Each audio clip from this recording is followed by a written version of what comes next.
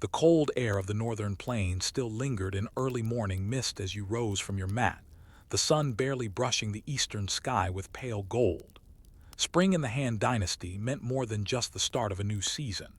It meant the beginning of another year's struggle with silk, delicate, demanding, and all-encompassing. You, a silk farmer in 2nd century BCE China, lived by the rhythm of worms and weather, by the hum of the spindle, and the will of the state. Your family was modest but not destitute. A small plot of land in the county of Runnan, within the imperial jurisdiction, with a thatched home of rammed earth walls. You owned 2 worn silk looms passed down from your grandfather, and several rows of mature mulberry trees lining the southern edge of your field precious as gold. The spring began always with the tending of those trees. No worms, no silk. No silk, no tax payment. You held no delusions about your role in the great machine of the Han Dynasty. The empire needed silk, for diplomacy, for tribute, and increasingly for profit. And so, in the shallow daylight of early spring, your hands moved slowly across the bark of each tree, inspecting buds, checking for disease. The worms, your true laborers, would come later. For now, everything was preparation. You collected fallen leaves and dry twigs, swept the ground beneath each tree to keep it clear of pests. You and your sons built fresh mats from bamboo strips to house the young silkworms. You boiled tools to sterilize them, an inherited practice not taught in government edicts but whispered from elder to child. Cleanliness was the first act of loyalty to your worms. The bureaucratic silk thread. Your obligation to the empire was woven not only into thread but into bureaucratic expectations. Silk quotas, grain quotas, labor service. The local magistrate recorded everything, and though you rarely saw him in person, you felt his gaze in every measure of your harvest. There was a set number of bolts you must deliver annually. Not finished robes, no raw silk. Weaving the final garments was the work of government workshops and the imperial court. You supplied the base. Skeins of silk spun by your wife and daughters under oil lamps, their fingers often raw and red by midnight. The Han state had refined taxation into a system as smooth as the silk you produced. Rather than simple coinage or general produce, families like yours were assessed in what the state needed most: commodities like silk and salt. You were, in a sense, a specialist, not wealthy enough to avoid the burden, not poor enough to escape it. Still, your work gave you something few in the empire had: value. A distant general's armor padding, a noble's sash, or the lining of a foreign envoy's robe might carry your thread. Your thread, though you would never know it. The work of women and the quiet skill of patience. In your home, it was the women who carried the silk through its most fragile moments. Your wife, older than you by 3 years, had learned from her grandmother to care for worms like infants. She knew when a silkworm's color meant illness, when its movements signaled molting. She never raised her voice, never wasted motion. Her hands were silk themselves, smooth, sure, stained with the tannins of boiled leaves. Spring was delicate. You could not plant rice until the fields dried. You could not collect silk until the worms were fed. And in the in-between, you waited. You repaired tools. You watched the sky. You listened to the old man in the village recite bureaucratic poetry from the court in Chang'an, 500 li away, as if it mattered here among your rows of mulberry. Sometimes a local inspector would arrive, his robes dusty from travel, his horse tired, his mood sour. He would walk through the rows, touch a tree, nod without looking at you, and then he would ride away. You would not know if your land passed or failed until midsummer, when the government's demand arrived by courier. Such was the rhythm of a silk farmer's spring, filled with waiting and uncertainty. Spring markets and threads of trade. At the county seat, 2 days' walk away, markets buzzed with those who could afford to leave their plots. You seldom went, but when you did, you watched others haggle over copper coins, embroidered scraps, and salt cakes. Sometimes, traders from the western regions came with strange accents and thick cloaks. You'd heard tales how silk had reached kingdoms beyond the desert, where men rode camels and built cities on rock. But for you, silk was a means, not an end. It was how you paid what the emperor required. The court spoke of Confucian virtue and harmony, but you found your meaning in simpler things. The weight of a full skein, the healthy shine on a silkworm's skin, the laughter of your daughter as she tried to reel silk for the first time. The calendar of things yet to come. By the end of spring, your trees were alive with leaves. The first silkworm eggs were warming inside bamboo trays by the hearth. Soon, your days would be consumed with their feeding. Your children would rise earlier, sleep later. Your wife would hardly eat, focused entirely on maintaining the temperature, the cleanliness, the quiet. Spring was only the beginning. As you lay on your mat, staring at the timber beams of your ceiling, you thought about the year ahead. How many bolts would your family produce this time? Would the worms survive the first molt? Would the tax collector ask for more? Would the empire once again send its soldiers westward, and would more silk be required to clothe them? You close your eyes and think. How many lives, you wonder, are stitched invisibly into each strand of silk? The wind shifted in early summer, not the dry, spitting gusts of late spring that scattered seeds and dust, but the heavier, humid breath of the monsoon's slow approach. Rain was distant yet, but its promise was thick in the air.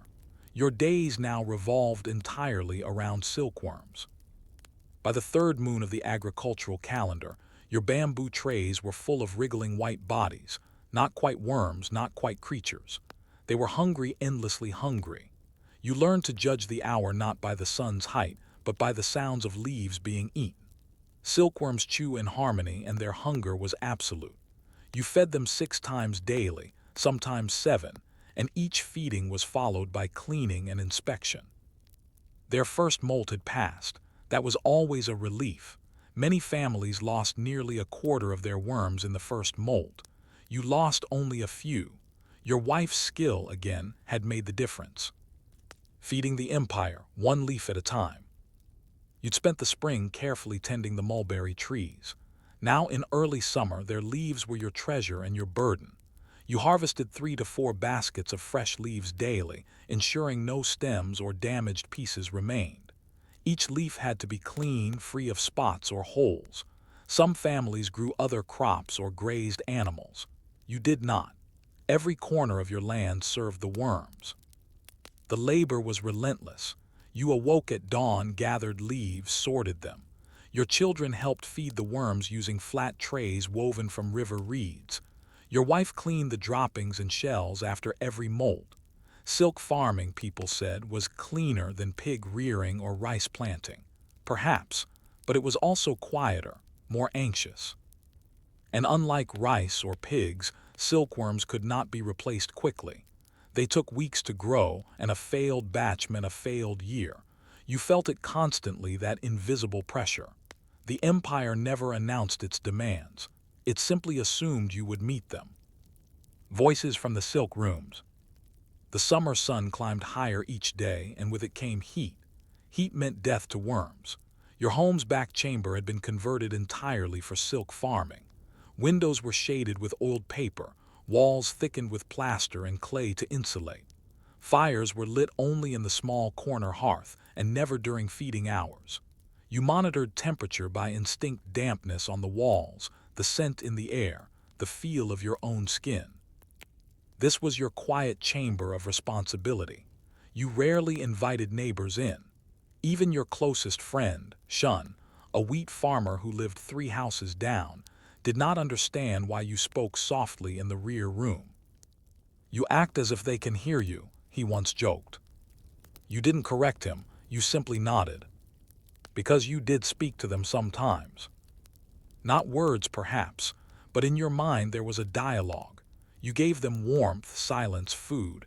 They gave you thread. It was a silent agreement between species, older than kings and deeper than law. The weight of daughters and looms. Your daughters, aged 12 and 15, had now taken to spinning. Summer was not just for worms, it was for training. They worked beside your wife on small wooden reels, learning to extract the thread from the cocoons after the final molt. Reeling was delicate. The cocoon had to be boiled just enough to loosen the saracen, but not so much that the fibers snapped. Your older daughter cried the first time she broke a thread. Your wife said nothing, only handed her another cocoon. You watched them from the doorway, the steam rising from the boiling pots, the fine sheen of thread glinting in the filtered light. Your daughters' lives would be spent around this room. Perhaps, one day, they would marry into other silk families. The loom was their dowry.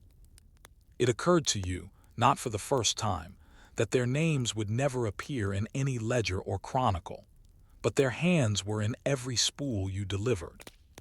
Taxes, soldiers, and the Silk Road's distant murmurs. By midsummer, the worms began to spin. You watched them build their cocoons, each one a soft miracle, a single thread over 1,000 feet long. For 3 days, they toiled, wrapping themselves in layer after layer of their own making. A few of the children laughed. They are like hermits building tombs for themselves. Once the cocoons hardened, the work changed. You had to kill the worms inside quickly, cleanly before they emerged and broke the silk fibers.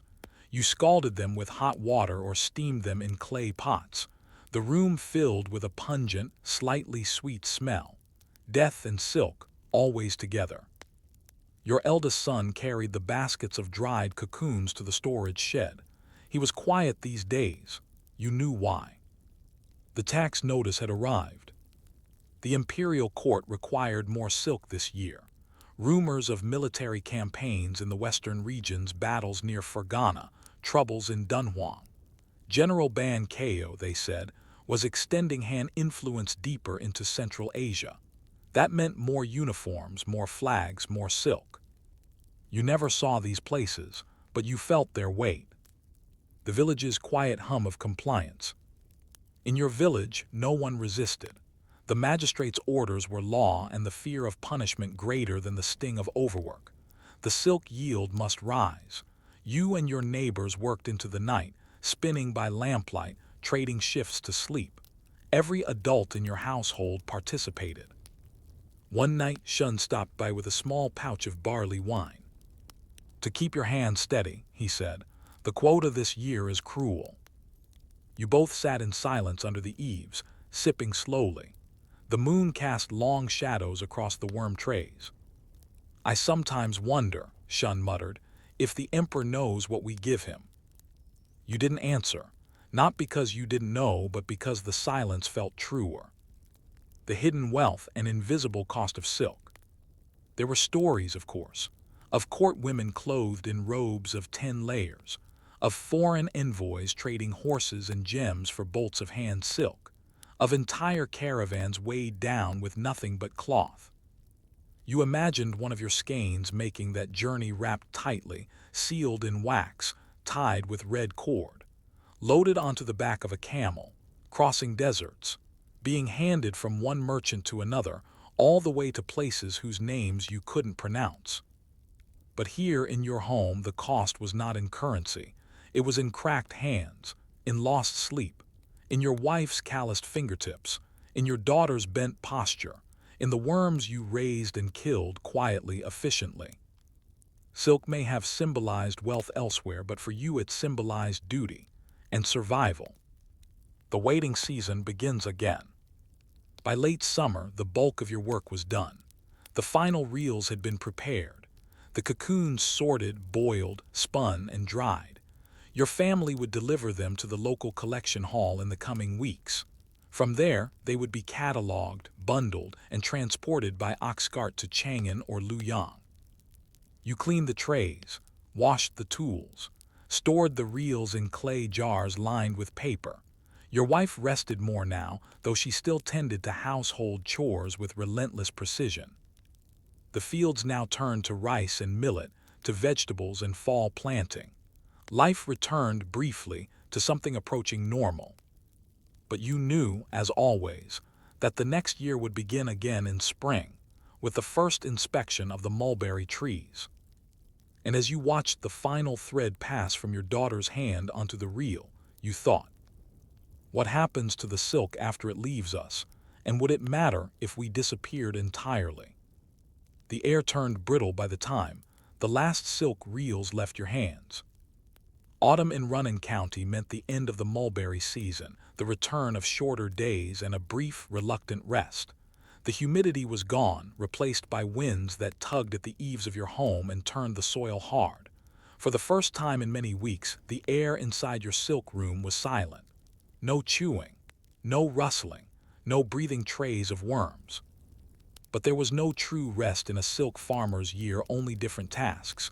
The worms had been burned, the reels were delivered, the taxes were counted. Now you prepared to start again. The delivery to the tax hall. It was your son, now nearly of age for military service, who carried the bundles to the tax hall with you. You tied the skeins in even rows, secured them with hemp cord, and wrapped them in a reed mat.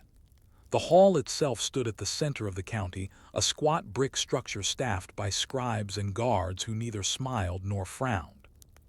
You presented your silk to a man seated at a lacquered desk. He smelled of ink and damp wood. He unfolded your bundle and inspected the skeins with deliberate slowness. He measured their weight on a brass scale, tugged at a thread to test strength, and then marked a bamboo slip with a brush dipped in charcoal ink. He did not speak. He did not need to. You passed. Your son exhaled quietly. You hadn't noticed he was holding his breath. You would receive no praise, no acknowledgement, no thanks, but your name, your family line would not be listed among the delinquents carved on the magistrate's stone tablet at New Year. That for now was enough. Winter repairs and reflections. Winter in many ways was the most introspective time. The fields lay fallow. The worms slept in the form of pale, shelled eggs kept cool in jars. Your family repaired tools, rewove baskets, patched the roof. The loom creaked only occasionally, when your wife spun thread from the leftover cocoons too damaged for tribute. These would become undergarments for your family, or, if dyed poorly, perhaps bartered for salt. You sat one evening carving a new feeding tray. The old one had warped in the summer heat. As your blade scraped the bamboo, your younger daughter sat nearby, asking questions. Why do worms make silk? You paused to protect themselves. But we take it. Yes. She nodded, thoughtful, so they never become butterflies. You didn't answer right away. The room was dim, lit only by a clay oil lamp. You watched its flickering light move across the walls, illuminating old worm trays and dried leaves still tucked in the corners. No, you said finally, not most of them. Bureaucratic snow and the art of records. One day during the 12th moon, a man arrived on horseback, coated in frost. He bore a ledger long, wooden, engraved and checked off each household's tax record for the county archive. This was your official proof. It would be filed in a government storeroom, buried among thousands of others, in a system so vast and layered that none but the scribes truly understood it. Yet without that slip of proof, all your labor would mean nothing. The hand state recorded everything. Your land size, your yield, your compliance. Should your family ever miss a delivery or fail a year, it would be noted and followed up. You'd heard of men being reassigned to border labor for failing their silk quota, or being conscripted, or taxed in grain instead, an impossible demand during drought years. Your compliance this year kept you safe, but safety, you had learned, was only ever temporary. Trade, myth, and the faraway. In the colder months, storytellers became more common in the village. They traveled from town to town, spinning tales in exchange for bowls of porridge or scraps of cloth. One man spoke of the golden land far west, where people wore hand silk like armor and traded painted glass for bolts of cloth. They do not even know how silk is made, he declared. They think it grows on trees. The village children laughed. But you didn't. You sat by the fire, mending a split tray, thinking of how many lives were consumed to produce a single skein. If the people in the West truly didn't know where silk came from, perhaps it was better that way. What would they do with the knowledge? Would they honor the work? Would they see the hands, your hands, that fed the worms, wove the thread, soaked the skeins in hot water. The passing of time in unmarked threads. Time in the countryside did not move in reign eras or royal edicts. You marked time by the harvest, by the cycle of the worms, by the weight of your wife's footsteps as she crossed the room. Another year was ending. The magistrate would soon release new quota demands. Perhaps they would rise again, perhaps not. It hardly mattered. The work would continue. You sharpened your knife for pruning the mulberries. You boiled fresh water to sterilize trays. You cleaned the back chamber in preparation for spring. Your son would soon be called for labor service. Your eldest daughter was old enough to marry, but you had not yet arranged a match. Your wife slept beside you, hands still curled as if spinning thread in her dreams. Final reflections, the silk you cannot see. Silk was the empire's glory, its diplomacy, its currency. But silk was also what kept you rooted in this village, in this house, beside these trees. It shaped your days, shaped your children's futures, shaped your body with the quiet exhaustion of repetition. You sometimes wondered, would the emperor ever touch a bolt you had spun? Would he know that your daughter cried the night she broke her first thread? Would he care that your wife had not rested through 6 weeks of feeding? The silk you made would travel far, you would not. And yet your work reached places your feet never could. Perhaps that was the legacy of the silk farmer, not to be known but to be felt, thread by thread, across the world.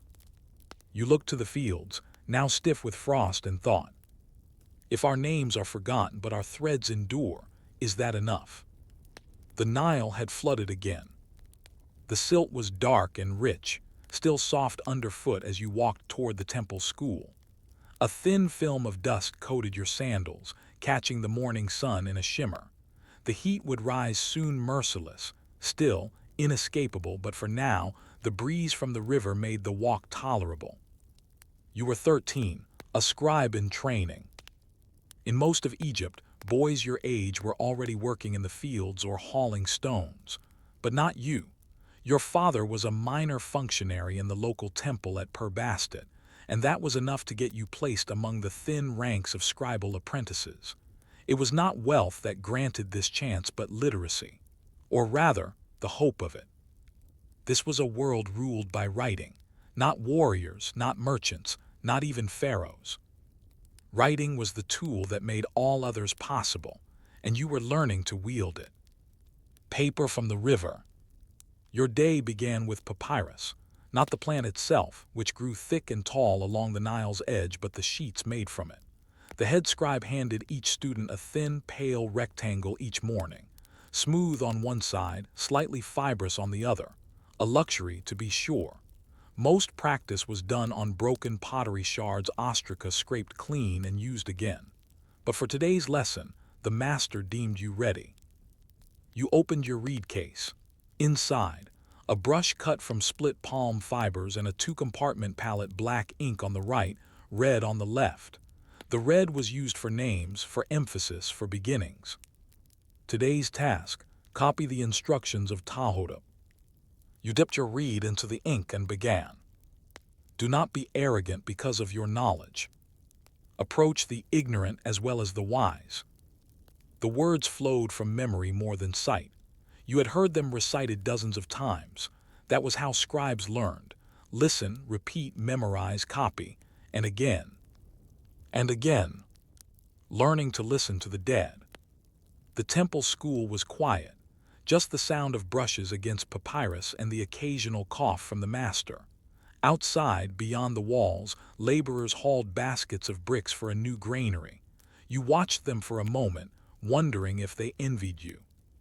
They probably did, but you envied their simplicity. Scribal life was not glamorous. It was mental endurance, endless repetition. Your fingers ached, your eyes strained. One slip of the brush could ruin a sheet, weeks of work wasted. But within those lines were voices from the past. Pharaohs, priests, farmers, all speaking from centuries ago. You were not just copying words. You were preserving memory, shaping law, tallying grain, announcing births and deaths. You were the voice of the state, the voice of the gods, and the voice of trade wrapped in one. You had not yet earned that power, but you felt its weight in every stroke of the reed. The society beneath the hieroglyphs. Your father was a man of numbers. He recorded temple offerings, tax inventories, and crop assessments. He never touched the more sacred tasks, ritual inscriptions, or funerary scrolls, but his work was vital to the machinery of the state. He told you once, "We do not rule, but without our writing nothing rules at all." The scribes of Egypt held no swords, wore no gold, and rarely spoke in court, but they were everywhere. In every village, temple, port, and quarry, recording, tallying, interpreting. Even the pharaoh, divine in title, relied on scribes to proclaim his words. Without scribes, he was silent. Without scribes, his decrees vanished into wind and sand. You learned this not from lectures, but from daily life. The older boys at temple were already copying tomb text spells for the afterlife, offerings to Osiris, lists of household goods for eternity. The dead needed scribes, so did the gods, so did the living. You realized scribes were not just writing for today, they were writing for always. A day in the scribe's life. Your day ended at dusk. The Nile turned copper as the sun dipped behind distant date palms. You returned home with sore hands and ink-stained fingertips. Your father greeted you with a nod. "Let's review your sums," he said, as he unrolled a scroll of grain quotas from the past week. You sat across from him at the low table. He pointed at the tallies. How many sacks of barley were stored on the 4th day of Shemu? You scanned the mark's simple vertical lines, each representing a unit. 58, you said. He nodded. And how much was owed to the temple? You paused. 10%.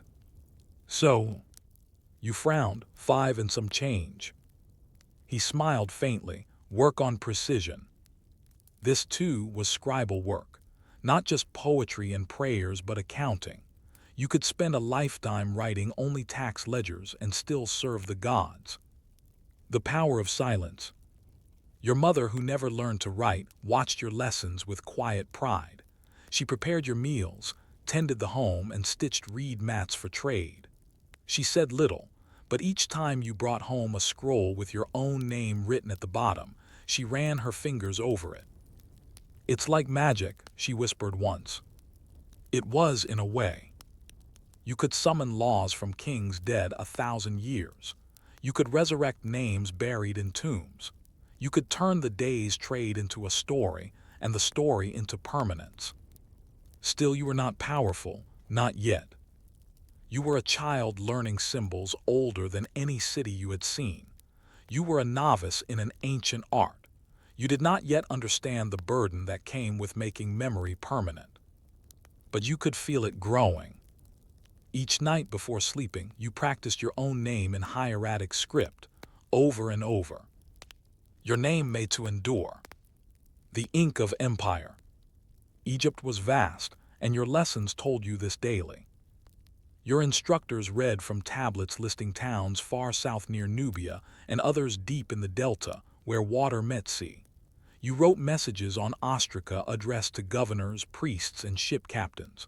All hypothetical, of course. You weren't sending anything yet, but the practice revealed something else. Every command, every grain tax, every shipment of linen or cedar or incense moved on words, on papyrus, on signs. Without the script, nothing traveled, nothing arrived.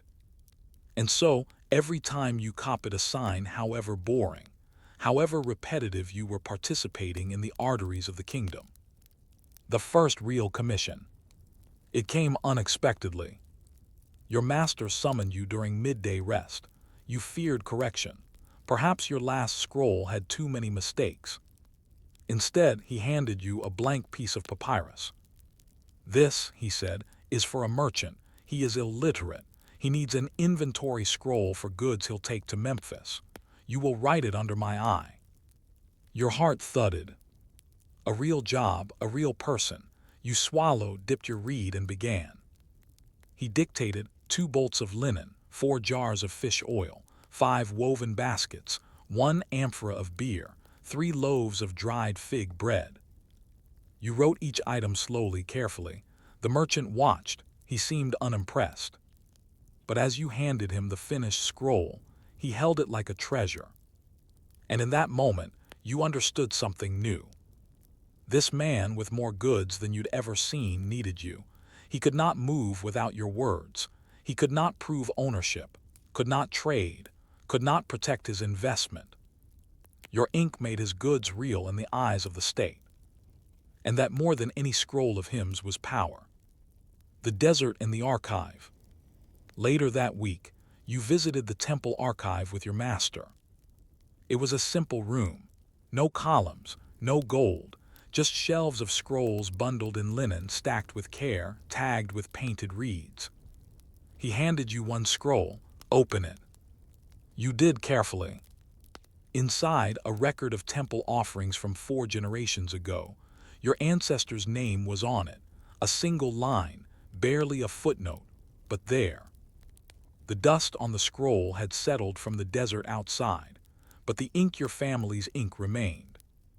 Your master said, "This is what endures." You nodded, unsure if he meant the record or the dust. And so, as the sun dipped below the reeds, and the Nile turned to shadow, you asked yourself, if words are what remain after we die, can we choose which parts of ourselves are worth preserving? It was now your 4th year as a scribe in training. The novelty of ink-stained fingers had long faded. The elegance of papyrus sheets no longer amazed you. The scrolls you once handled like sacred treasures had become tools, precise, consistent, but not mystical. Still, the weight of your work had only grown heavier. You no longer copied proverbs and poems for practice. Now, your hands recorded the names of real people, real offerings, and real debts. With every brushstroke, you carved another line into the living record of the 2 lands.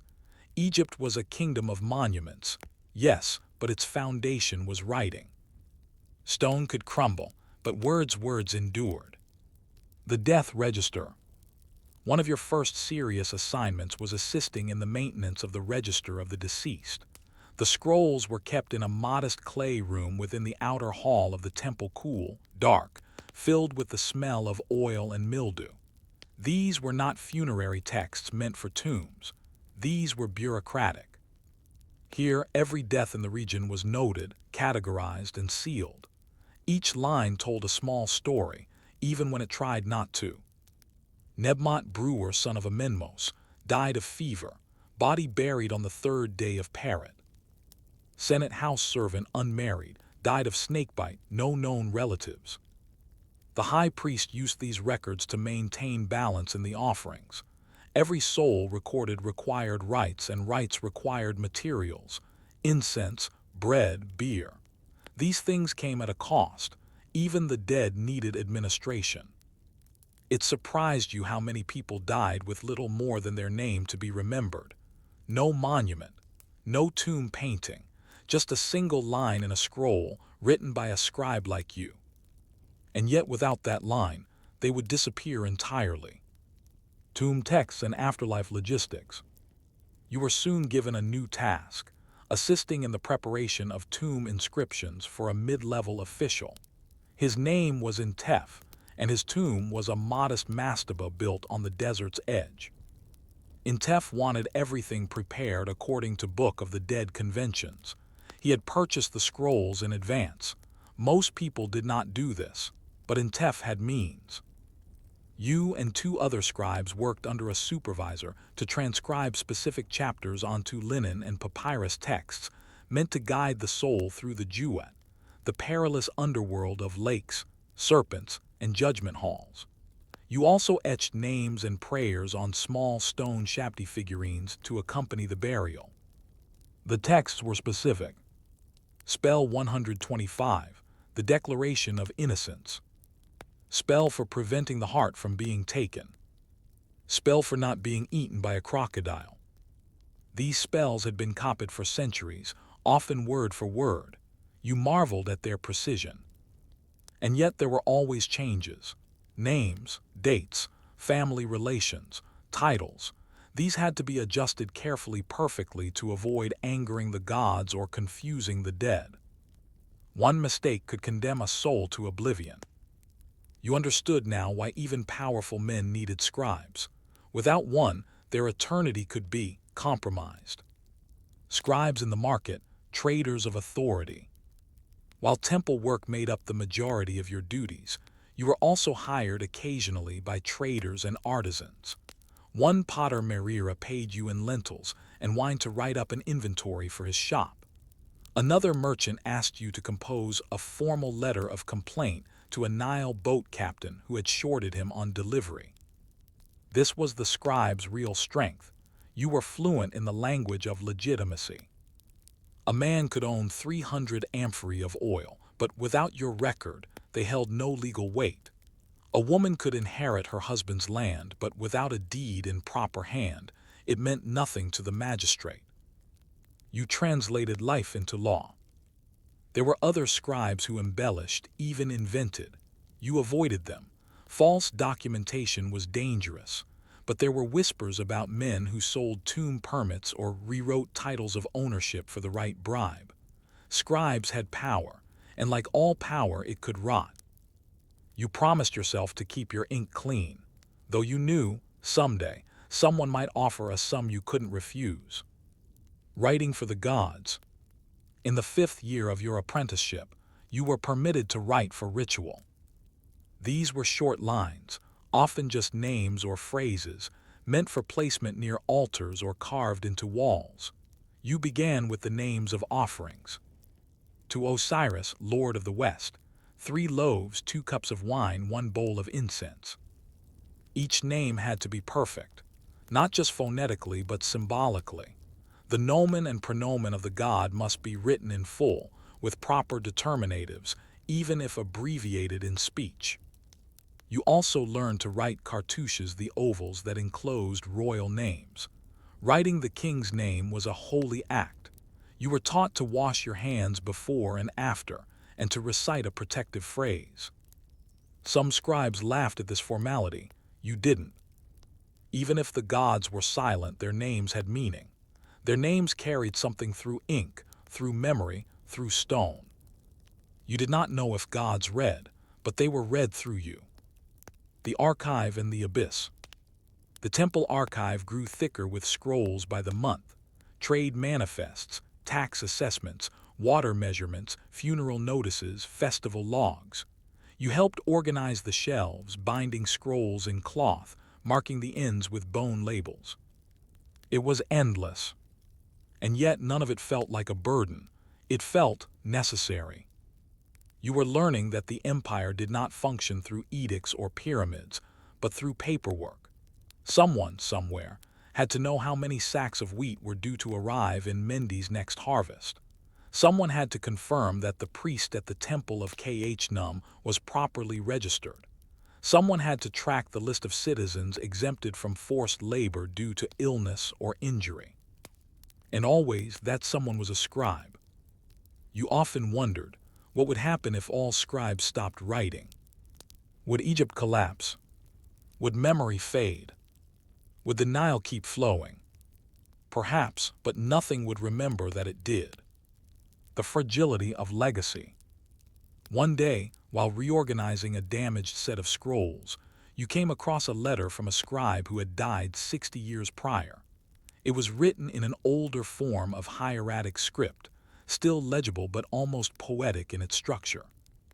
He had written to a colleague, "They will not know my face, nor my hands, nor my thoughts, but they will know my numbers, and perhaps that is enough." You copied the line into your personal practice scroll. It stayed with you. You realized then that most scribes did not write for glory. They wrote because they must, because someone had to record the unremarkable. Someone had to make the daily eternal. You were not a king, you were not a builder, you were not a priest. But you were a witness. And witnesses mattered. A visit from the overseer. That year, an overseer of scribes from Thebes visited the region. He was tall, soft-spoken, and carried a wooden staff marked with carved glyphs of Ra and Thoth. Your supervisor introduced you. Young but precise, he said, shows potential for archive management. The overseer looked at your writing samples. He said nothing for a long time. Finally, he nodded. You copy well, but do you understand what you write? You blinked. Yes, honored one. He raised an eyebrow. And what is the purpose of the scribe? You recited from memory, to preserve the order of the world through record. He smiled. Good, but remember, preserving order sometimes means documenting disorder. Then he left. You thought about that all evening. The night of the fire. A few weeks later, a small fire broke out near the temple granary. It was extinguished quickly. No damage to the food stores, but several scrolls in the outer room caught the flames, records of offerings, tax payments, inventory tallies. Gone. The scribe in charge wept, not because he was to blame, but because he knew what had been lost. You helped rewrite the scrolls from backup copies, but gaps remained. Some names were gone, some numbers blurred, one entire year of festival logs erased. For the first time, you understood the fragility of the archive. You thought it eternal. But even ink fades. Even scrolls burn. Even memory breaks. And so that night, you lay awake wondering, if even written memory can vanish in flame, what do we owe the forgotten? It had been nearly a decade since you first stepped into the scribe's training hall. The reed pen now felt like an extension of your hand. The glyphs came with ease, no longer memorized, but inhabited. Where once you hesitated, now you wrote with quiet certainty. You had not risen to any grand position, nor sought fame, but you had become indispensable in the temple and respected in the district. You were a scribe, and that meant everything. Writing the living law. This year, you had been assigned a task of special importance, transcribing updated property records after the Nile's flooding season shifted land boundaries. The local official in Purbastet had ordered a reassessment. You, along with two other scribes, spent days walking the muddy perimeter of the fields, measuring plots with knotted cords, calculating lost or gained cubits. For some, it was a minor change. For others, the shift meant the loss of fertile land and the taxes that came with it. You recorded every name, every cubit, every protest. Biket, daughter of Ipi, claims 3 cubits reclaimed by the floodwater. The field of Nebamun is reduced by 1/5, ownership confirmed. Dispute unresolved between 2 brothers, further hearing ordered. You weren't a judge, you didn't make rulings, but your writing carried weight more than many understood. Once it was on papyrus, it was official. You often wondered if people hated scribes for that. Perhaps they did. But someone had to put the state into ink. Someone had to turn chaos into record. You had accepted that role. The archive expands. The temple's archive now stretched from floor to ceiling. Scrolls for offerings, scrolls for grain, scrolls for names, births, deaths, debts. Each labeled, each cataloged, each preserved in the dark and the cool. You were now one of the few trusted with the key to the clay room that housed them. When priests needed reference, or when disputes arose, it was your hand that pulled the memory from the wall. You often touched the scrolls with reverence. Here was a receipt from 40 years ago, noting the sale of 2 donkeys. Here, a widow's land inheritance. Here, a list of names carved on a now crumbling stela. The people themselves were gone, buried, scattered, forgotten, but their traces remained. Because you had written them. Teaching the next hand. One morning, the head priest asked you to begin training 2 young boys in scribal craft. Neither were from high status, one the son of a carpenter, the other from a brewer's family. But they showed interest. That was enough. You started them on ostraca, short phrases, basic signs, over and over. One of them broke his reed in frustration. The other spilled ink on his scroll. You didn't scold them. Instead, you told them the truth. This work is slow. Most days are repetition. You will not be remembered for your writing, but you will remember what you write." They looked puzzled. You let them be. They would understand in time. A visit to the tomb. On the day of your father's burial, you brought no scrolls. He had died quietly, aged but still alert, only a week prior. He had asked for no elaborate rites, no expensive tomb, just a simple mastaba near the eastern ridge. Still, you prepared a short offering list, written in your own hand. Bread, beer, figs, incense, and a lamp for each day of the festival of the valley. To the Ka of Mary, scribe of the grain accounts, son of Ipi. You sealed it in a clay jar and placed it by his head. No one else would ever read it. That wasn't the point. The act was the memory, the ink the bond. You stayed until sunset, fingers still stained black. When the gods are silent. Years passed. You saw floods come and go. You recorded them all. You watched overseers rise and fall. You wrote their names, their titles, their charges of corruption. You documented marriages and sometimes annulments. You logged donations to the temple, even when you suspected the donors gave only to avoid taxes. You never judged. You only wrote. And yet, you often wondered about the truth behind the words. Were the gods pleased with the offerings? Were the records true? Were the tax quotas fair? Were your lines preserving justice or merely preserving power? You never found answers. But you kept writing anyway. Because without records, there was no hope of justice at all. An old scroll resurfaces. One quiet afternoon, while reorganizing a set of damaged scrolls, you came across a familiar hand. It was yours from years ago. A funerary inventory. Neat, crisp, accurate. You remembered the man in Tef, the official who had insisted on his tomb spells being perfect. He had died before seeing it completed. But the scroll had endured, now yellowed, now brittle but intact. You touched the line with his name. In Tef, servant of Mad, justified before the great tribunal. You did not know if his soul had found peace. You did not know if the gods had judged him fairly. But your writing had reached him. It had made his name real. That at least was something. The fire again.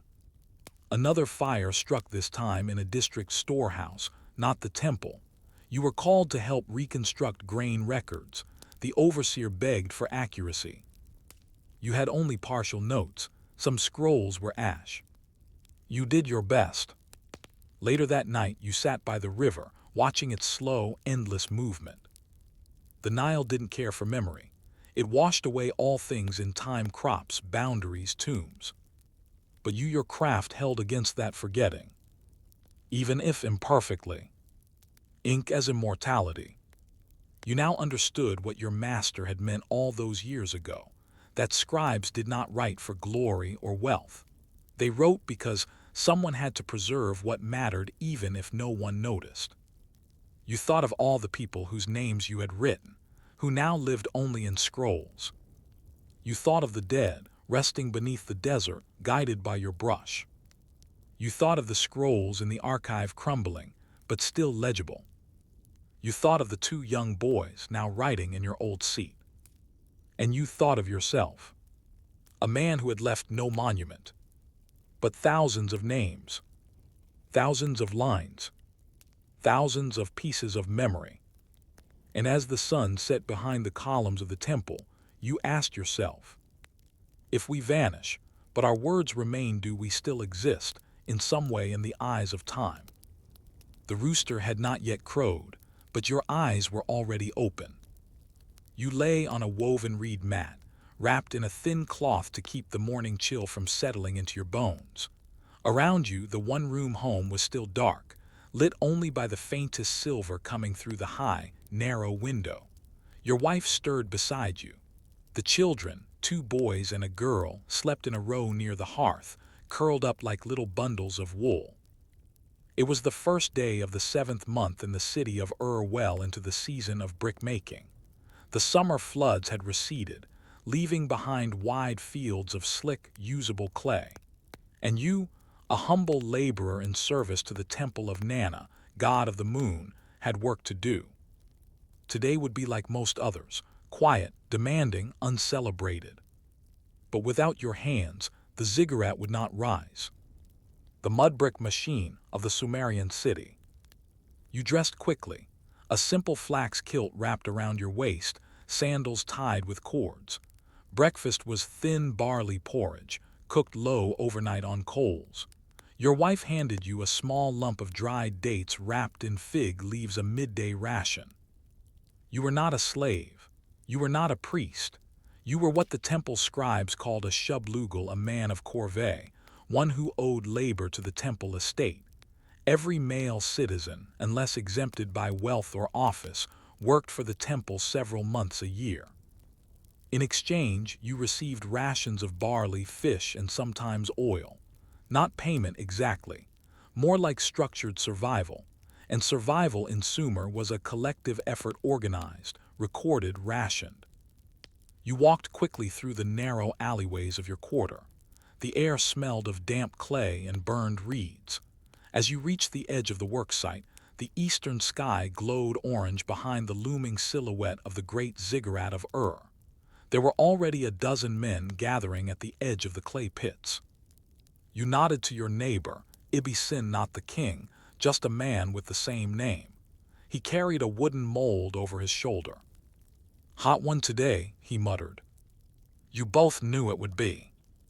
Clay and water, the recipe for civilization. The process was simple, brutal, repetitive.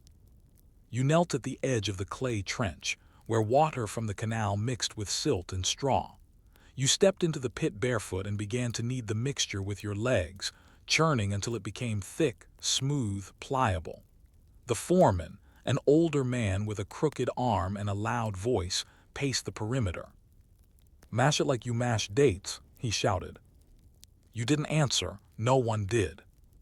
Two younger workers brought straw baskets filled with chopped reeds.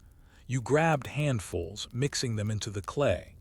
The reeds gave the bricks strength. Without them, the bricks would crack under the sun. Once the mixture was ready, you hauled it to the drying fields in large, dripping clumps. There, Ibisin and the others waited with wooden molds, rectangles worn smooth by years of use.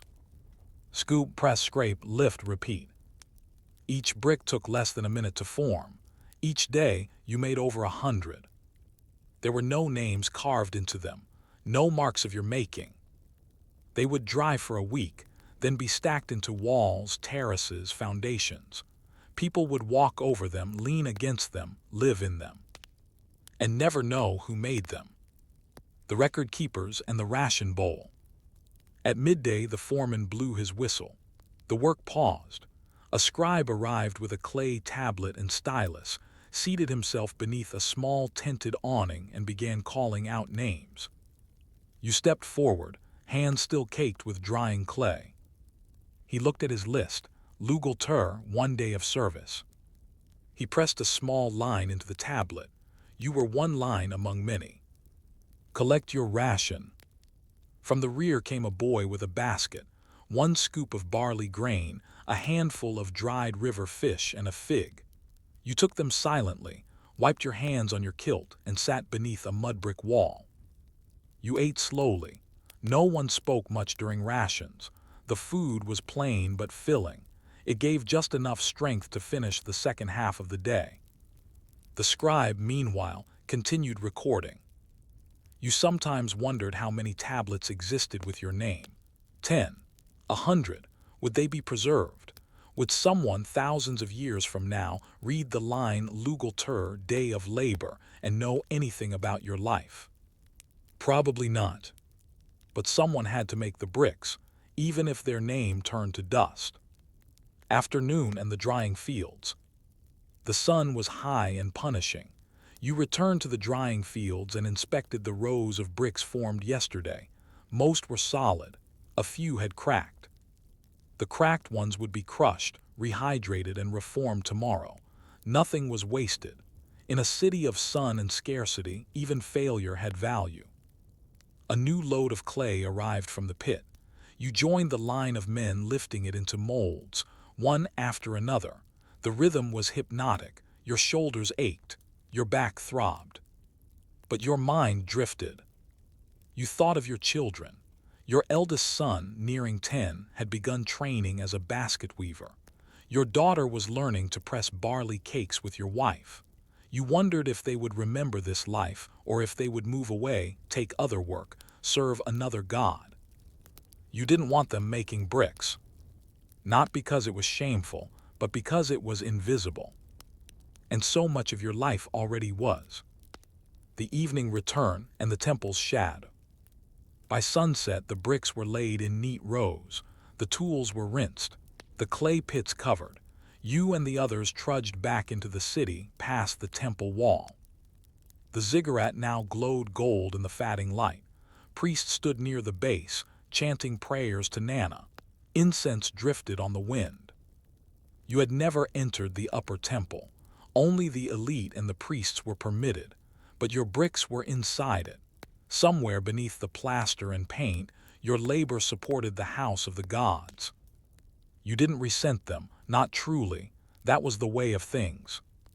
But sometimes, as you passed the temple, you looked up at the priests in their white robes and thought, would they notice if your bricks failed? Would they remember who mixed the clay that holds their prayers above the city? You suspected not. Evening chores and quiet pride. At home, the hearth was warm.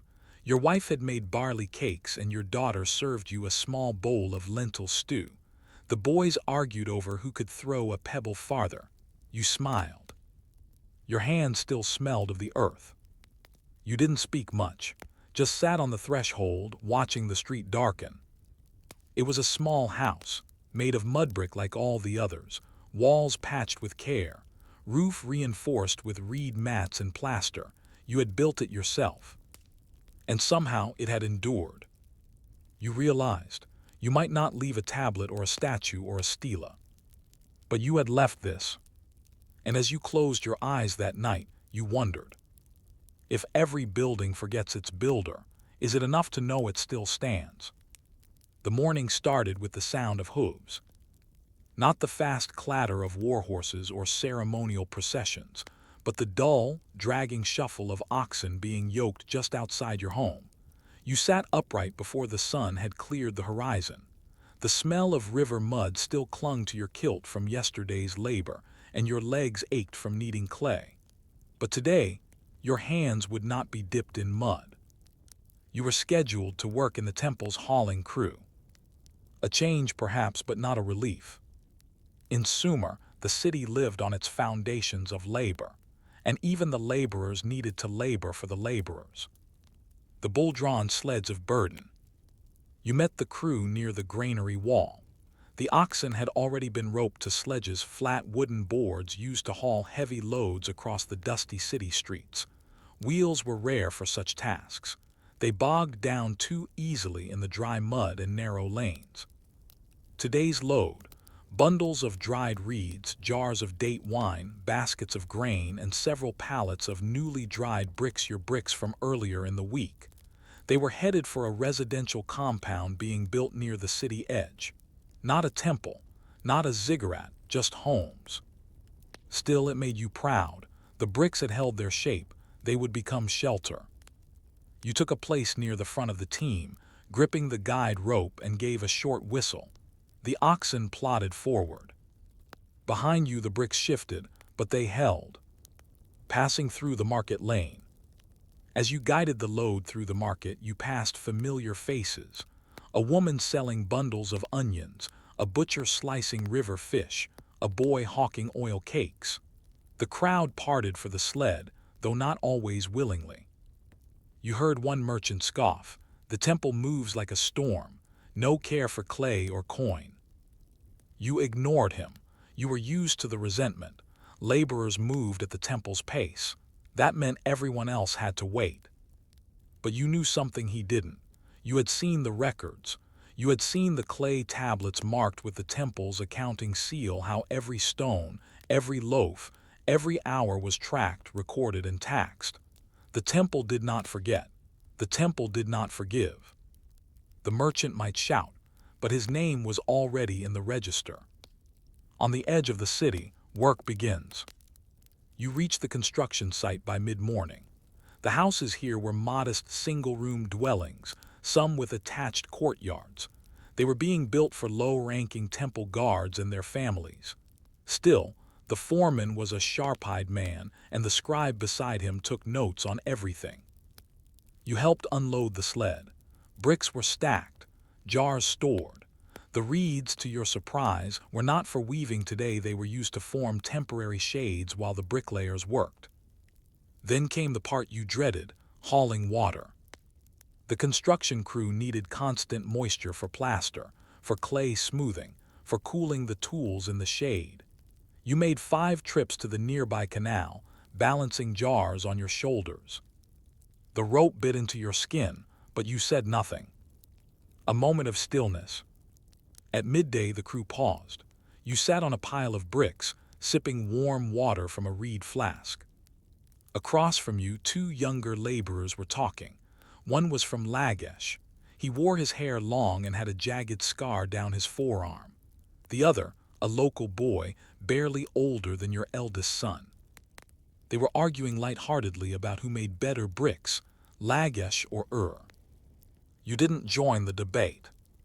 Instead, your eyes wandered across the rooftops of Flat, sun-bleached.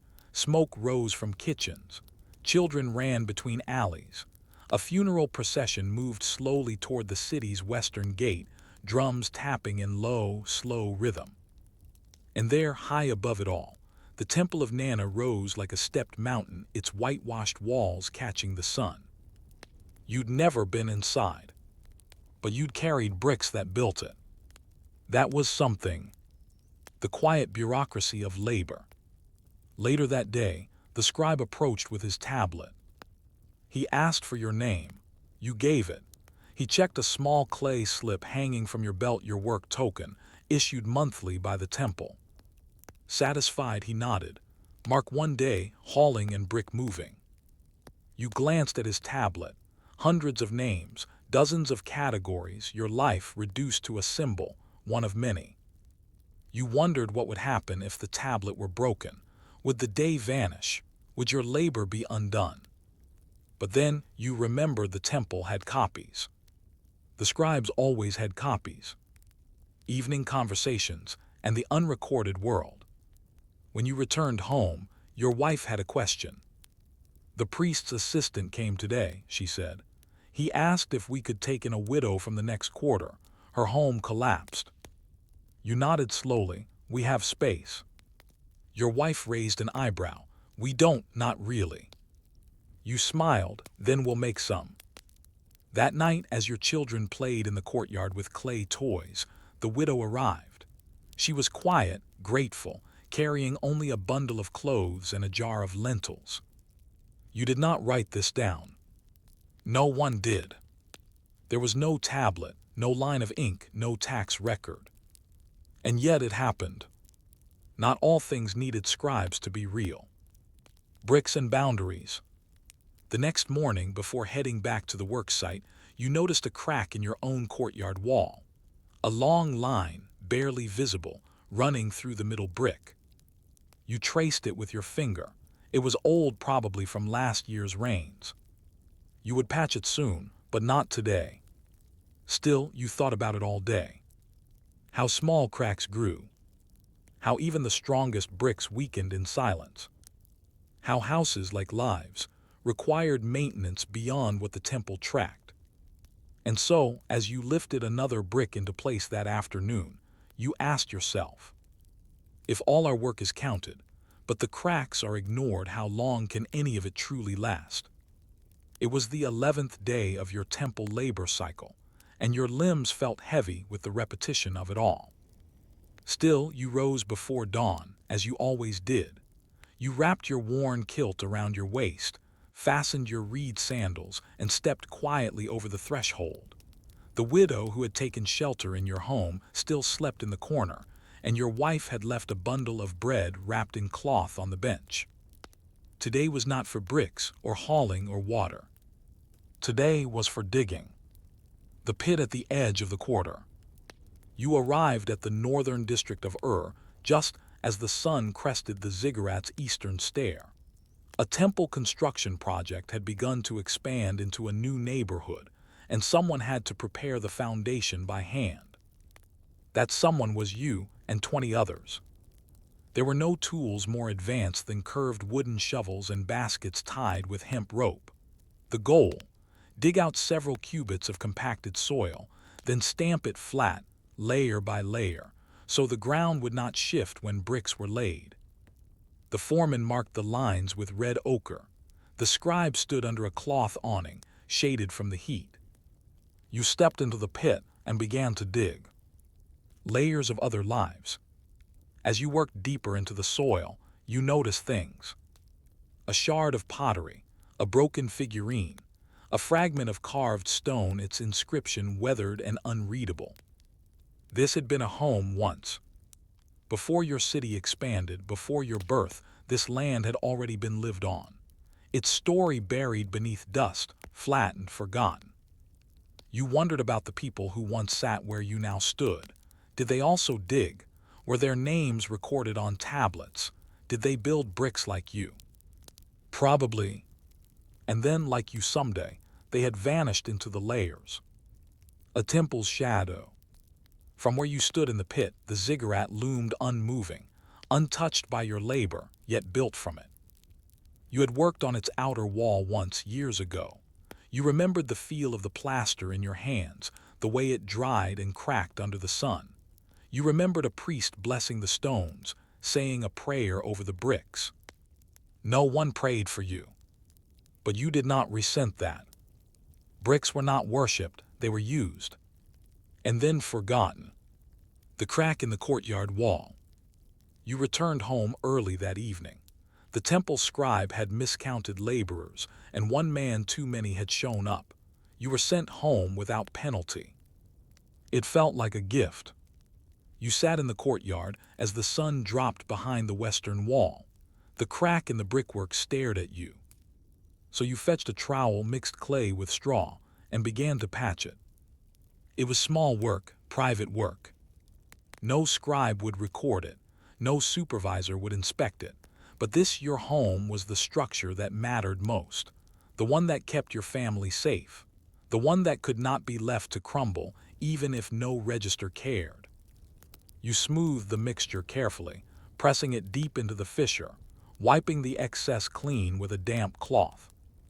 Your daughter peeked through the doorway. "What are you fixing?" she asked. "The part that might fall," you said. She watched you for a moment, then brought her small clay doll and sat nearby. The name that would not be saved. Later that week, the foreman stopped you during hauling duty. A scribe had miswritten your name on the last labor tablet, confusing it with another man from the West Quarter. He waved his hand. "It's not important, the numbers are correct." But it stayed with you. Your name, already short, already ordinary, had been misread. Not out of malice, just error, indifference. You wondered how many bricks had been made by men whose names had already faded. How many homes stood on foundations built by laborers the record never truly captured. Was your legacy only ever in the count, not the name? Bricks in the temple wall.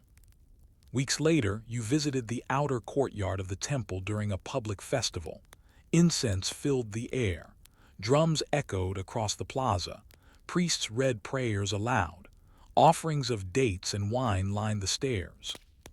As you passed one outer wall, you placed your hand on a smooth brick square, firm, dry. You had made that brick.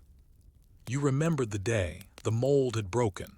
You reshaped it by hand. It had dried crooked. The foreman had almost discarded it, but there was a gap in the wall and it fit. That one uneven brick. Yours. No one would know. No one would care. But the temple stood partly because it was there. And you stood there now, hand pressed to the wall, whispering only to yourself. I remember. A quiet legacy. Your children grew, your back bent, your calluses thickened. You were never a builder by name, never a craftsman with a mark to leave, never a priest or scribe, but still your life had shaped Ur. The homes, the roads, the thresholds. Bricks that held meals and arguments and prayers. You taught your son to mix clay. He laughed when he fell in. You smiled. He might not carry your name on a tablet, but he would carry your hands. And as the wind carried dust across the streets of Ur, you sat quietly and asked yourself, if our legacy is built one silent brick at a time, is it enough that something still stands where we once knelt? Your oxen snorted in the early gray. The mist clung to their thick hides like wool, and the cold pressed gently into your bones through your tunic. You adjusted the leather strap around your shoulders, double-checked the rope lashings on the cart, and whispered a short prayer to Mercury. It was not for profit. It was for completion. Your trade route stretched from the hills north of Lugdunum, modern-day Lyon, to a distant market near Massalia. A 4-day journey if the road stayed dry and the oxen didn't lose a shoe. You had done it before many times, but the road always changed, and your fortunes with it. You weren't a great merchant. You didn't own a fleet of carts or a warehouse near the river. You were just a man with a pair of aging oxen, a reliable wheelwright in town, and a wagon filled with sacks of wheat, bundles of smoked meat, and a few casks of cheap Gallic wine. You didn't trade for riches. You traded to keep going. The cursus publicus and the slow lane. You traveled the Roman roads, but not with the speed or authority of Rome's messengers.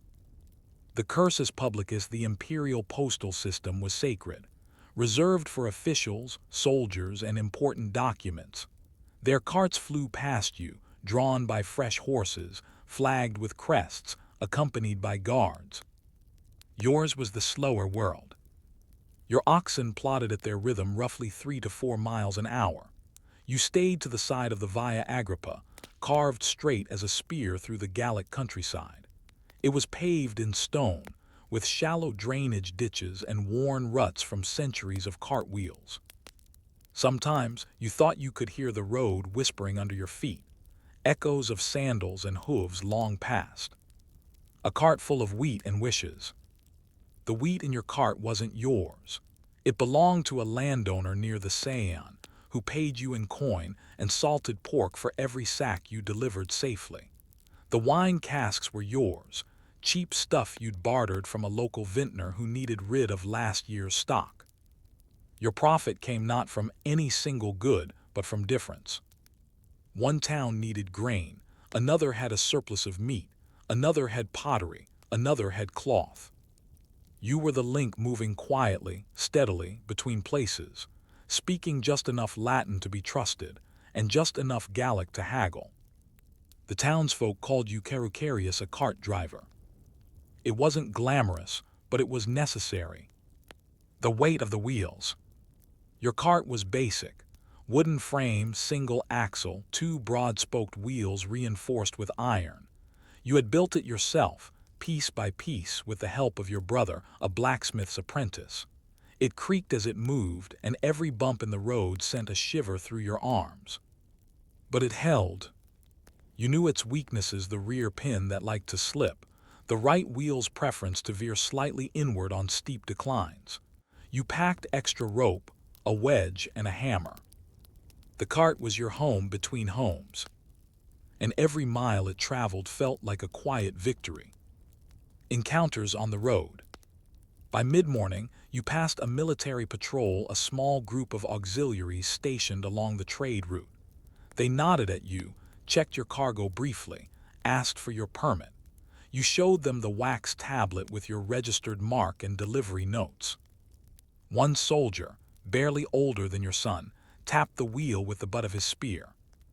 "You know you're due for iron shoeing," he muttered. You smiled. "If the road were smoother, I wouldn't need it." He didn't laugh. Soldiers rarely did. You moved on. Later that day, you passed a group of pilgrims on foot headed toward a rural shrine dedicated to Epona, goddess of horses. They wore woolen cloaks, their sandals caked with mud. One of them offered you a fig in exchange for a lift. You let her sit atop the sacks of wheat for a few miles, until the next village. She said nothing, but she left a small carved token, an image of a horse near your seat. You still kept it tied to the reins. Evening and the posting station. You stopped at a mansio, a roadside inn operated under license from the local magistrate. It was crude but sufficient. A place to rest the oxen, refill your water barrel, and sleep in a straw-filled cot beside other drivers. There were no luxurious baths, just a single cold stream-fed basin. You paid your coin, unhitched the animals, and rubbed liniment into their legs. They groaned softly, chewing their feed with slow satisfaction. Inside the inn, a pot of lentil stew simmered over the hearth. The innkeeper's daughter handed you a bowl. You ate with your fingers, wiped your hands on your tunic, and leaned back against the stone wall. Another trader, a cloth merchant from Narbo, asked if you'd heard about bandits near the forest pass. You nodded, then shrugged. I carry only wheat. He laughed. Wheat feeds soldiers. Soldiers carry silver. You didn't sleep well that night. Dreams of grain and rain. In your dreams, the cartwheel snapped. The wheat spilled. The oxen wandered off into fog. You were left standing in the middle of the road, holding an empty rope. You awoke with the faint taste of ash in your mouth. The fire had burned low. The night was cold, but the cart still stood outside, its load secure. You rose, stretched, and stepped out beneath the stars. Orion was rising above the trees, a sign of winter's approach. Your route would need adjusting.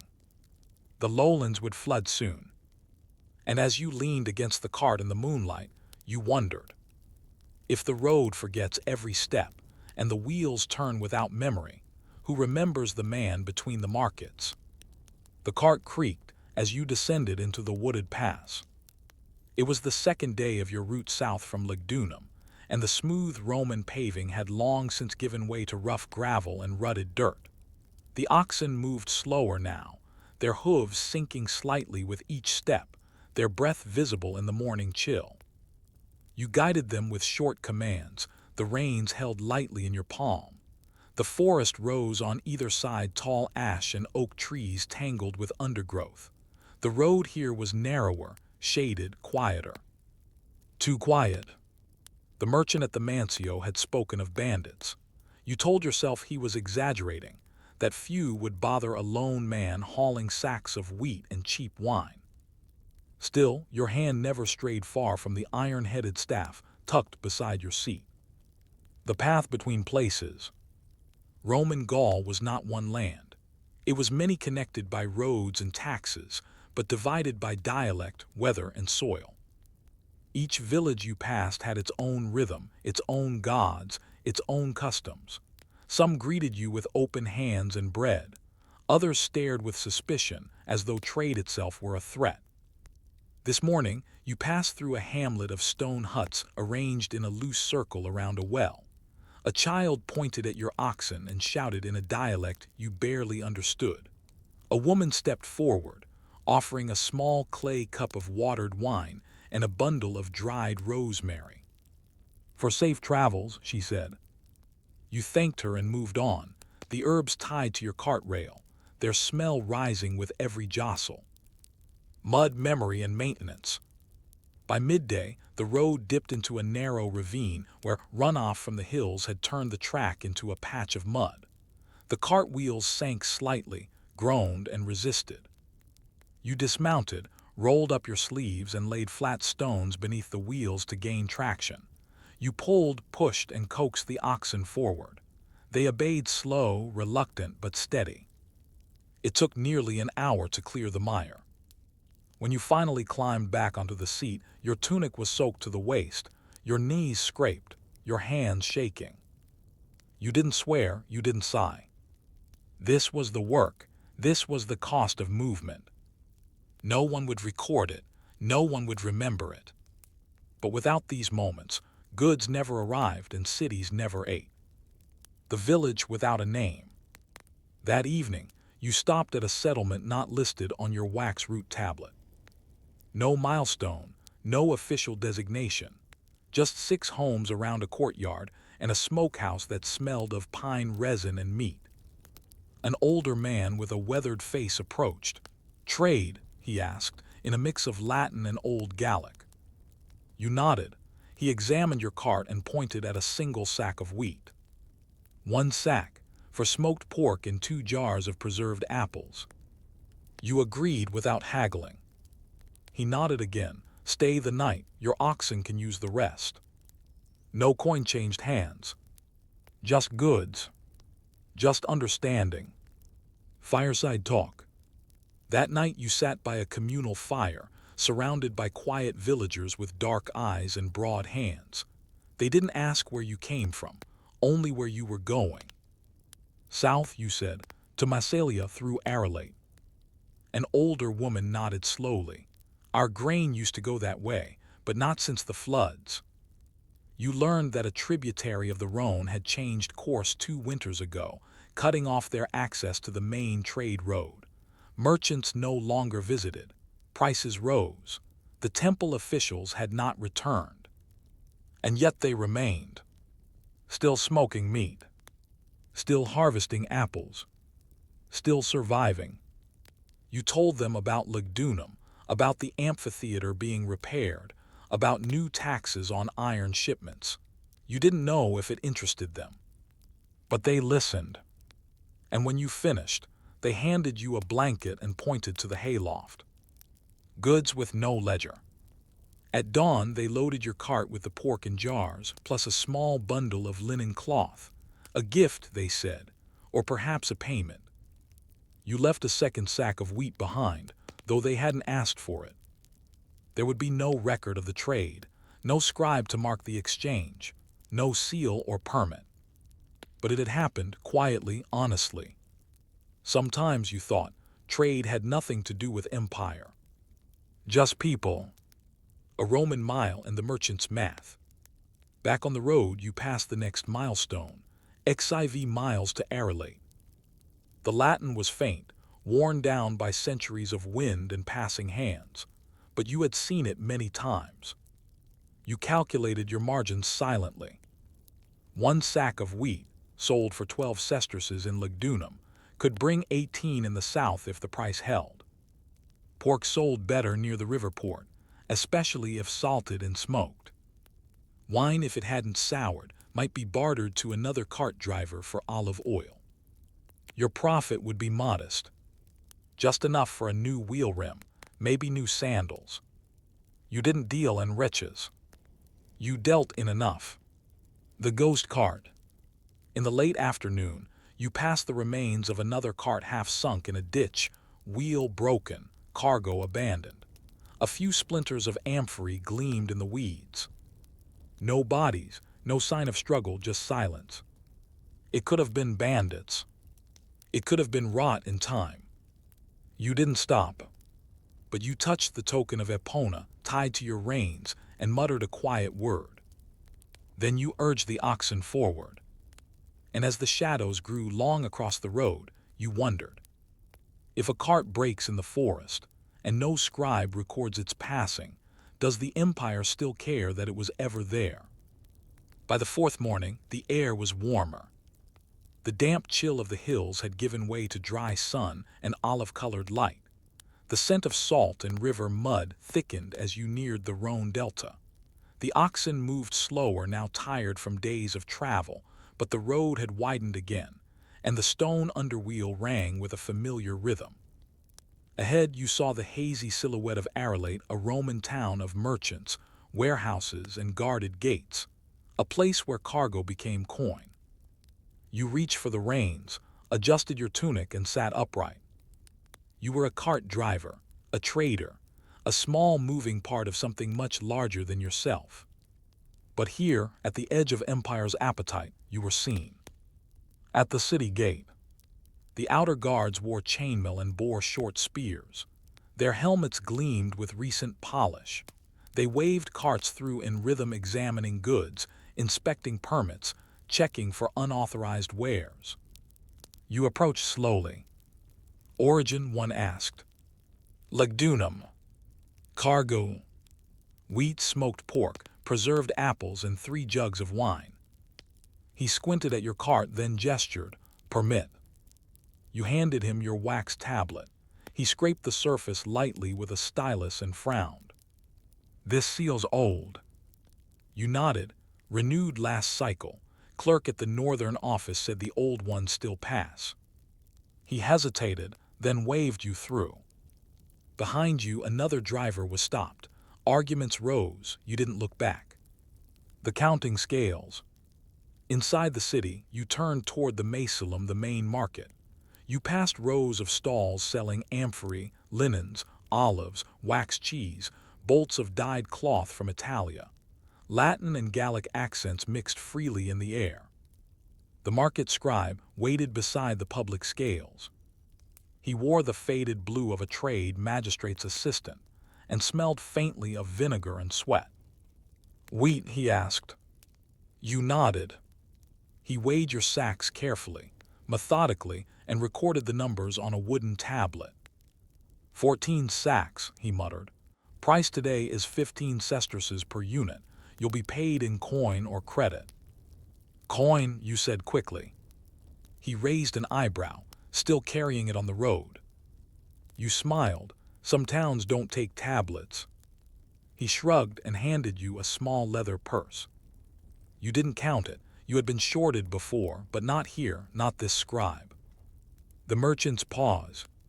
With your wheat sold, your oxen unhitched, and the cart propped safely in a yard, you had the rarest of luxuries, a free afternoon. You walked the edge of the market square, chewing a fig from a nearby stall. It was soft and sweet, sticky in your teeth. You passed other traders, some with silk from the eastern provinces, others with tin ingots from Britannia. Their carts gleamed. Their tunics were finer, their Latin smoother. But you nodded anyway. Trade was a fraternity of persistence, not status. All wheels turned the same way. The shrine to Mercury. Tucked behind a colonnade near the market was a small shrine. Worn by time, smoke darkened, but still tended. You stepped inside, dropped a copper coin into the offering bowl, and whispered your thanks. Not for profit, just for safe arrival. You lit a piece of incense and watched the smoke spiral upward, vanishing into the sunbeams cutting through the roof slats. You thought of the broken cart in the forest, the villages that hadn't seen a merchant in years, the sacks of grain that became someone's bread, and your own wheels still intact, still turning. Evening by the river. As dusk fell, you sat on a stone wall overlooking the river. Barges floated by, loaded with amphorae and timber. Voices echoed across the docks, Latin commands, Gallic curses, the occasional laugh. A sailor's dog barked somewhere below. You loosened your belt, stretched your legs, and watched the oxen chew quietly in their pen. You had done this route for over a decade. You knew the bumps in the road, the temperaments of each toll station, the slippery corners after rain. You knew where the food was cheapest, where the guards were impatient, and which villages would still offer a fig and a prayer with no expectation of return. You didn't keep journals. Your ledgers were mental, your memories stored in motion. You were not building a legacy. You were keeping something going. The return begins. In the morning, you would start back north with salt, fruit preserves, and a small cask of oil. The same road, the same pace, different goods. You would pass the same stones, hear the same creaks, smell the same mist. But no two trips were ever identical. The roads change, the prices shift, people vanish, bridges collapse, and always someone somewhere waits for what you carry. That was trade. That was trust. That was you. And as the stars appeared above Arelate, you asked yourself, if you never build a monument, but the road remembers your wheels, is that enough to say you were here? It was late spring in Jiangnan, and the rice fields glistened under a pale, clouded sky. The smell of wet soil and young sprouts hung in the air, mixed with the faint smoke of morning fires and the low murmur of frogs returning to the ditches. You stepped from the ferryboat to the shore, the embroidered seal of the Tang government stitched neatly into the hem of your robe. You were not a farmer, not a monk, not a poet, not a merchant. You were something less beloved and more permanent, a tax collector. And this was your circuit. The weight of the scroll. Inside your bamboo scroll case rested two documents. The first, the land tax registry for this county, marked with red annotations for the spring collection cycle. The second, a personal note from your prefect, requesting that you handle collections firmly but with appropriate mercy should circumstances demand it. A contradiction, as always. You had been appointed under the equal field system, a pillar of Tang governance. In theory, land was distributed according to household size and reclaimed upon death. In practice, the wealthy skirted the rules. The poor often lost their claims in silence, but the tax must be collected either way. You adjusted your robes, stepped onto the packed earth road, and headed toward the village. Your scribe trailed behind you, carrying the inkstone, brush, and portable writing desk. Arrival and ritual. The village headman met you with low bows and polite concern. He led you to the hall, a thatched building with woven reed mats and a central table covered in dried ink marks from previous collections. You offered a respectful nod. You were not a tyrant. At least not outwardly. The process began with tea, bitter, unspiced, taken in silence. Then came the unrolling of the registry. You read aloud the names of each household, one by one. For every name, the headman provided updates: who had died, who had married, who had left for the south. The scribe recorded the changes. Then the yields. 3 mu of rice, the headman said. 5 bushels of millet, 2 pigs, 1 ox. The ox had died last winter. The headman didn't mention that, but you knew from the scent in the air. There were no oxen in this village anymore. You made a note, quietly. A system built on scribes in silence. Tang tax collection was built not on soldiers but on scribes, not on shouting but on numbers. Each household owed part of its yield, usually in grain, but sometimes in cloth, salt, or labor. A peasant might pay in rice one season and in roof tiles the next. You made allowances where you could. The family who had lost both sons in a flood was granted a temporary deferral. The widow with 3 daughters paid in woven mats. But not everyone could be spared. The quotas must be met. Your superior in Suzhou awaited the tallies. His superior in Chang'an awaited the revenue reports. The bureaucracy was vast and hungry. Even a shortfall of 10 dan of grain could trigger an inquiry. You had seen what inquiries looked like. You preferred to avoid them. Lunch among the fields. At midday, the villagers offered you boiled cabbage, rice, and a pickled duck egg. You ate quietly, seated on a stool at the edge of the flooded terraces. The rice paddies stretched before you like mirrors, each square separated by a ridge barely wide enough for a foot. Bent figures moved through the water, planting shoots by hand. You watched them work, the water lapping at their calves, their wide straw hats tilted against the glare. They did not complain. They did not ask for relief. They simply worked, knowing the collector had come. Your presence was not feared. It was expected. That perhaps was more powerful. The ledger's judgment. In the evening, you reviewed the tallies with your scribe by oil lamp. 2 households had defaulted. One, due to illness, the patriarch had been bedridden since midwinter. The other, more troubling, a tenant farmer had disappeared during the new year. His land had gone to seed. No heir, no note. Mark it as abandoned, you said, for now. The scribe hesitated. That creates a shortfall. I know. You rubbed your forehead. The cost would be carried by the village. The numbers had to balance somewhere. So they did. On the backs of the still standing. Letters never sent. That night you wrote 2 letters by candlelight. One to your prefect in Suzhou, detailing the progress and noting the adjustments made. The other to your wife. You never sent the second. There was no poetry in your life, no calligraphy of leisure. Only lines, only columns, only names followed by numbers. Still, you told her of the green fields, of the river glinting beneath the midday sun, of the child who had offered you a flower before being shooed away by her mother. You sealed the letter with wax and tucked it into your scroll pouch. Perhaps one day you'd read it to her. Or perhaps it would remain unread like the lives you counted, recorded, and left behind. And as you lay on your mat that night, listening to the quiet rustle of bamboo in the breeze, you wondered. If you weigh the rice of 100 families, but no one remembers your name, what then have you harvested? By the time you reached the next village, the heat had grown thick and wet.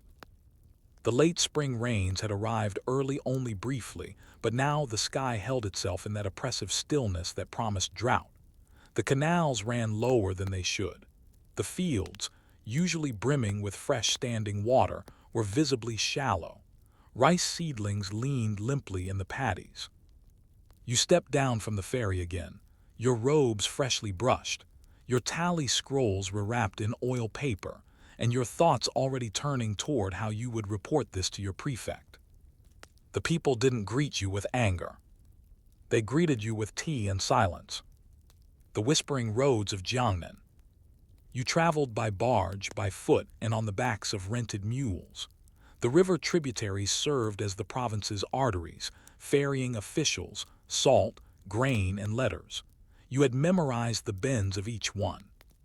Here, a stone outcrop where a child had once drowned. There, a willow grove where farmers gathered to sell fish before market taxes were introduced. You did not speak of these places aloud, but you noted them privately in your personal book of field notes, not part of the official record, but the one that truly guided your decisions. In this role, memory was your most useful tool, and forgetting your most dangerous enemy. Records and reality. The prefecture records said this village had 16 households. You knew the real number was 13, and that 3 were interrelated. You knew one house was still technically in mourning and could not yet pay in labor, and that the fishing family had lost 2 of their best nets in last month's storm. But none of that mattered in the imperial ledgers. The quota stood: 1 dan of grain per adult man, 1 bolt of cloth for wealthier households, and 3 days of labor service per season, sometimes commuted into goods. You knew which families could pay. You also knew which ones would try and break themselves in the process. The art of negotiation. At the headman's home, a tense negotiation began. "I can give you grain," he said, bowing respectfully, "and fish, but we have no surplus cloth this season." Your scribe frowned. The record shows 2 bolts remaining from last year's surplus. "They were sold," the headman replied quickly, "to replace a roof and a coffin." You glanced at him. No funerary expenses were reported.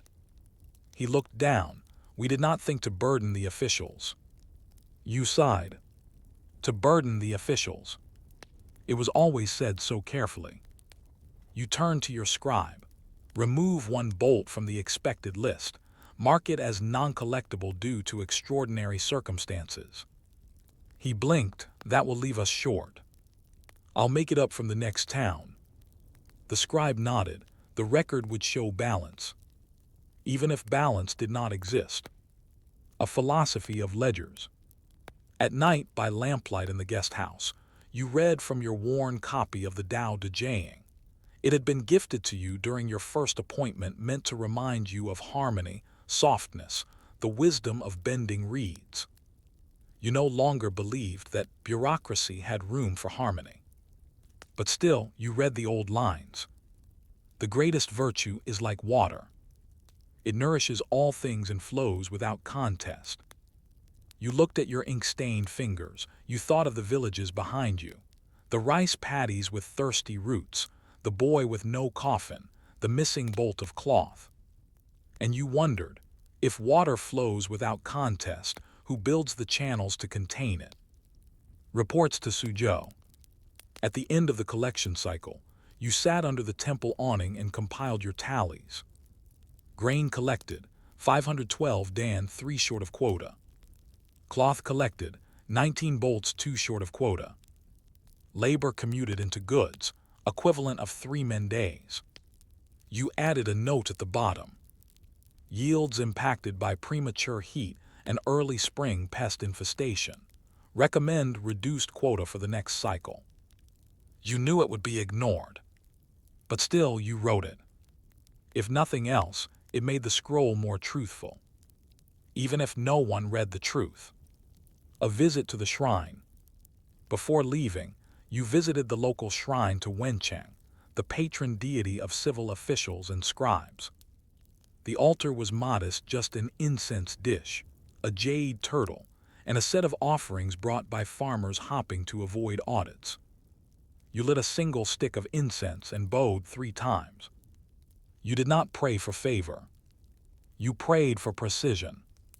That your tallies would hold, that your scroll would pass review, that no family would be punished for your handwriting. In the Tang bureaucracy, a stroke of the brush could ruin a household. You had made such mistakes once. You never wanted to again. Reflections in the firelight. As your ferry glided back toward the regional seat, you leaned on the rail and looked across the endless green of Jiangnan's fields. The water shimmered. Dragonflies hovered. Water buffaloes stood like statues in the shallow ditches, unmoving. Your scribe slept beside the crates of tax goods. You thought of him young, dutiful, still believing the scrolls mattered more than the people they listed. You once believed that too. Now you knew better. The scroll was only a shadow. The real world lived outside its edges. And as the boat passed beneath the moonlit arch of a stone bridge, you asked yourself, if a life is listed on a scroll, but never truly seen by the collector, has it ever really been accounted for? The prefect's office in Suzhou smelled of camphor and mildew. Scrolls lined every wall, stacked in pigeonhole shelves, bundled in silk, sealed in wax. Clerks moved like ghosts through the corridors, arms full of ledgers, lips moving silently as they rehearsed figures for the monthly report to Chang'an. You arrived just past sunrise, robe pressed, scroll satchel tied neatly, your scribe trailing you with quiet obedience. It was the season of audits. And you were next. The inner chamber. You bowed deeply before the prefect, a tall, aging man with one eye slightly drooping, and a callus on the side of his thumb from years of brushwork. He gestured for you to sit. He said nothing for several moments as he examined your tax scroll. You watched his eyes flick across the names, the yields, the notes about shortfalls and deaths and disputes. Then a pause. You marked 2 families as non-paying, he said finally. You inclined your head. Yes, honorable prefect, one due to illness, one due to disappearance. He set the scroll aside. And yet you did not redistribute the quota. The final count falls short. You hesitated. I did redistribute, but modestly. Further burden would have caused hardship. I noted my recommendation for reduced assessment next season. The prefect made a soft HMPH through his nose. Then, surprisingly, he nodded. Very well. I have seen your work for 3 years now. You are careful. Your ink runs narrow. That was praise, in the language of officials. A visit from Chang'an. Word spread through the prefecture by late afternoon. A central inspector had arrived from the capital. Not a mere clerk, but an emissary of the Board of Revenue, tasked with reviewing the region's fidelity to the equal field system and seasonal tax performance. By nightfall, your name had been included among those to be reviewed in person. The court in Chang'an was far away in geography, but never in reach. A poorly reviewed tally could end your post or worse, subject your village to a recollection order. You returned to your lodgings and lit incense. Not out of fear, but out of ritual. Some duties were larger than logic. The inspector's eyes. The inspector was young, too young, you thought, to wield the authority he carried. He wore a narrow silk robe and held your scroll between two fingers, as if it were slightly unclean. You write extensively in the margins, he said, flipping the scroll with practiced speed. More than the required fields. You nodded. Annotations are based on real circumstances. He raised an eyebrow. Is it your place to determine real circumstances? You said nothing. He paused, looked back at the scroll, and then unexpectedly sighed. I visited one of your villages. The shrine to Wencheng had a roof made of millet stalks. I noted your mention of this. Others did not. He rolled up the scroll. Your ink is soft, but your judgment is hard. That is the correct balance. No punishment. No warning. Just passing acknowledgement. You exhaled for the first time in hours. One brushstroke, two realities. Back in your quarters, your scribe asked you a quiet question. Sir, why did the inspector say your ink was soft?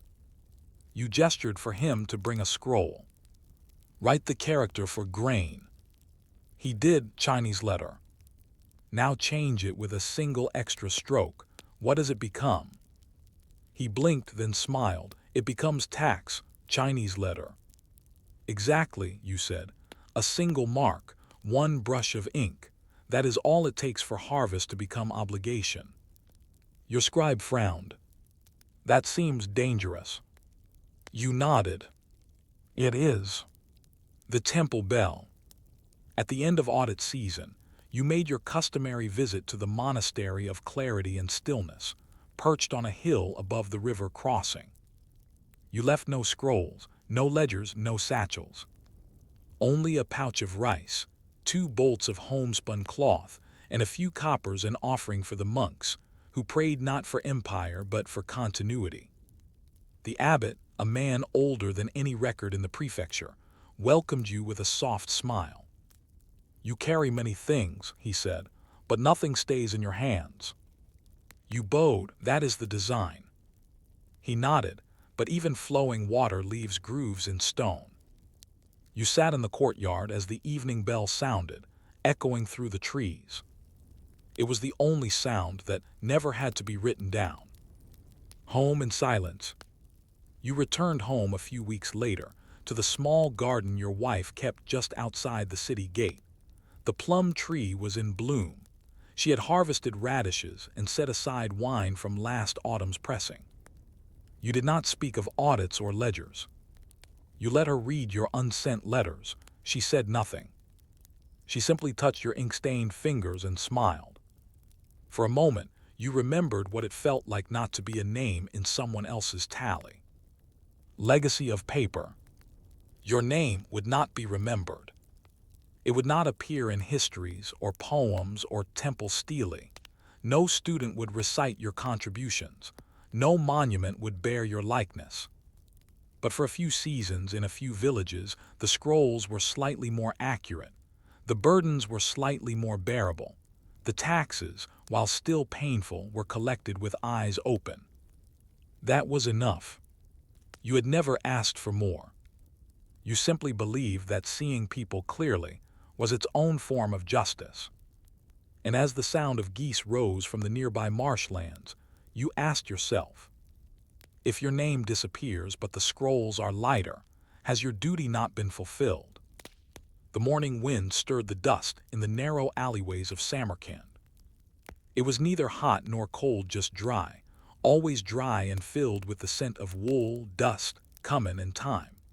The street stones were worn smooth by generations of sandals and hooves, and above them stretched cloth awnings, each dyed in faded saffron, rose, or pomegranate bark. You stepped into the sunlight, rolling your shoulders and tightening the sash around your waist. You were a weaver, but not of robes for courts, nor silk for temples.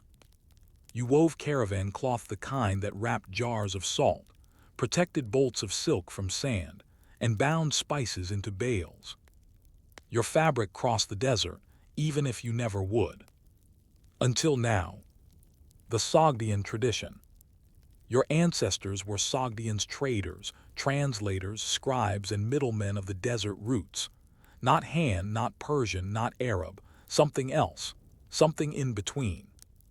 You were not rich, not in coin.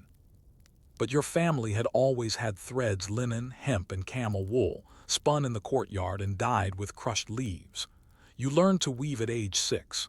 By 10, you could measure weight and strength by the pull of your hand. By 15, you could recognize Chinese brocade by scent alone. You never left the city walls. But your work had. Your cloth rode from Chang'an to Byzantium, across mountains, rivers, deserts, and empires. It was time, your uncle said, for you to follow it. A commission from the caravanserai. 3 men arrived at the loom house in early spring, dust-covered and sun-leathered, their cloaks frayed from months of travel. One of them, the leader, placed a wooden token on your table. Carved into it was the camel mark of the Njayashan family, a Sogdian trading clan with outposts from Kashgar to Ctesiphon. They needed wrapping cloth, not decorative, functional, dense weave, double-stitched seams, breathable but dust-resistant, enough to bind 32 bundles of cinnamon bark and 3 crates of glazed jars. Delivery within 10 days. Destination, the Taklamakan crossing. And you, not just the loom, were requested. You hesitated. They didn't ask twice. The packing ritual. You worked through the week with methodical precision. Each bolt had to be measured not just for length, but for intent. Thick cloth for outer layers, softer weave for direct contact with ceramics, tighter tension for spice bundles to keep scent from leaking and attracting desert insects. You used dateseed dye for camouflage, and stitched Sogdian blessing symbols small, nearly invisible along the seams. Your mother handed you a pouch of crushed walnut shells. Add this to the final rinse, she said.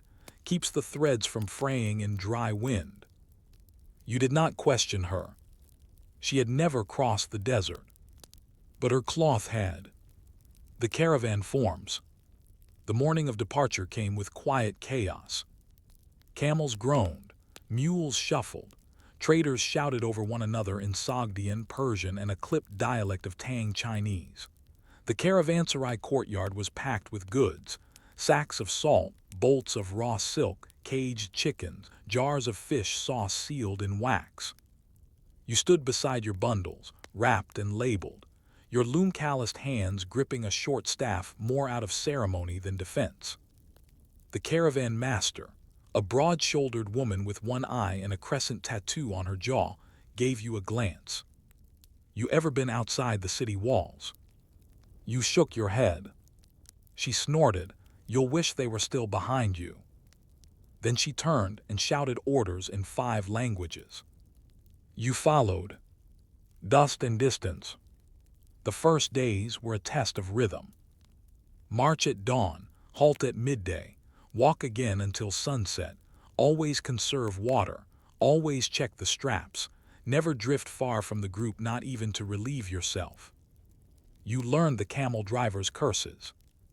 You learned the silence that follows an ill-tied knot, when a jar shatters and the scent of oil leaks into the desert air. Your cloth held. Others did not. That night, a junior merchant offered you dried apricots in quiet thanks. Your stitches had saved him a half-season's profit. The languages of the road. At the second oasis, you met a Bactrian trader with sandalwood beads and a wide grin. He spoke Sogdian with a Persian accent and Chinese with a lisp, but he recognized your weavers not instantly. He showed you a roll of cloth from far-off Chang'an patterned with dragons, golden thread woven through. Useless in the desert, he said, laughing, but they pay 5 times for it in Antioch. You exchanged techniques.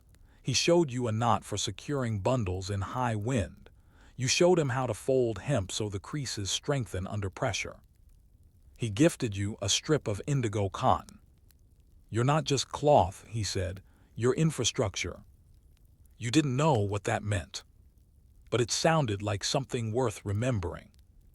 The edge of the Taklamakan. On the 8th day, the landscape changed. Mountains fell behind. The earth became fine powder. Sand moved like liquid. The sun did not rise, it revealed itself slowly, in waves of pale heat. The Taklamakan desert known to the hand, as the Sea of Death stretched before you. No permanent settlements. No marked paths. Only markers of those who did not make it. You tightened the straps on your bundles, checked the knots 3 times, and breathed through your scarf. The caravan master glanced back at you. If your cloth tears out here, she said, you'll feel it in your bones. You nodded. The wind carried no scent, only the weight of expectation. And as you stepped into the shifting sand, cloth on your back, you asked yourself, if the desert erases all tracks, what traces can a weaver leave behind? The desert did not welcome you. It did not try to kill you either. It simply didn't care. Every grain of sand was indifferent. Every gust of wind a reminder that you were not meant to be here for long. The Taklamakan had no desire to claim you, it just didn't notice you existed. But your cloth noticed. Every fold, seam, and binding you had made now took on its full meaning, as if tested by an ancient examiner. No lesson remained abstract in the desert. The sun bleached color from your bundles. The wind wore down every exposed thread. The sand found seams you hadn't known were there. Still your cloth held. At first, signs in the sand. By the 4th day in the desert, small cracks had appeared not in your work, but in others. A bale of turmeric split along a poorly stitched corner. The merchant screamed as the yellow dust spilled across the sand, mixing with grit and salt. He tried to gather it with bare hands, cupping it back into place. You didn't speak. You simply handed him one of your spare wraps. You packed yours too carefully, he muttered, half ashamed. You nodded, that's why I'm here.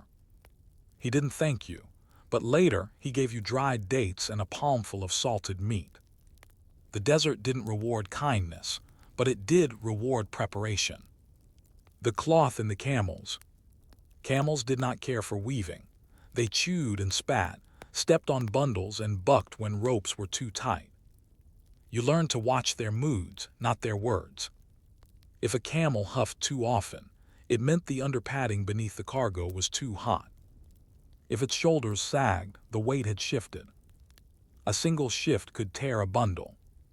You adjusted your wraps, not for perfection, but for stability.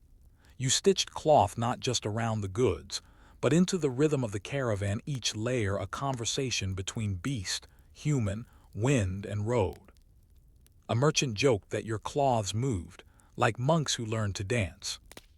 You preferred to think of them as disciplined dancers, always balancing, never straining. The fire camp. That night the caravan stopped at a half-buried stone well, a station once built by Kushans or Parthians.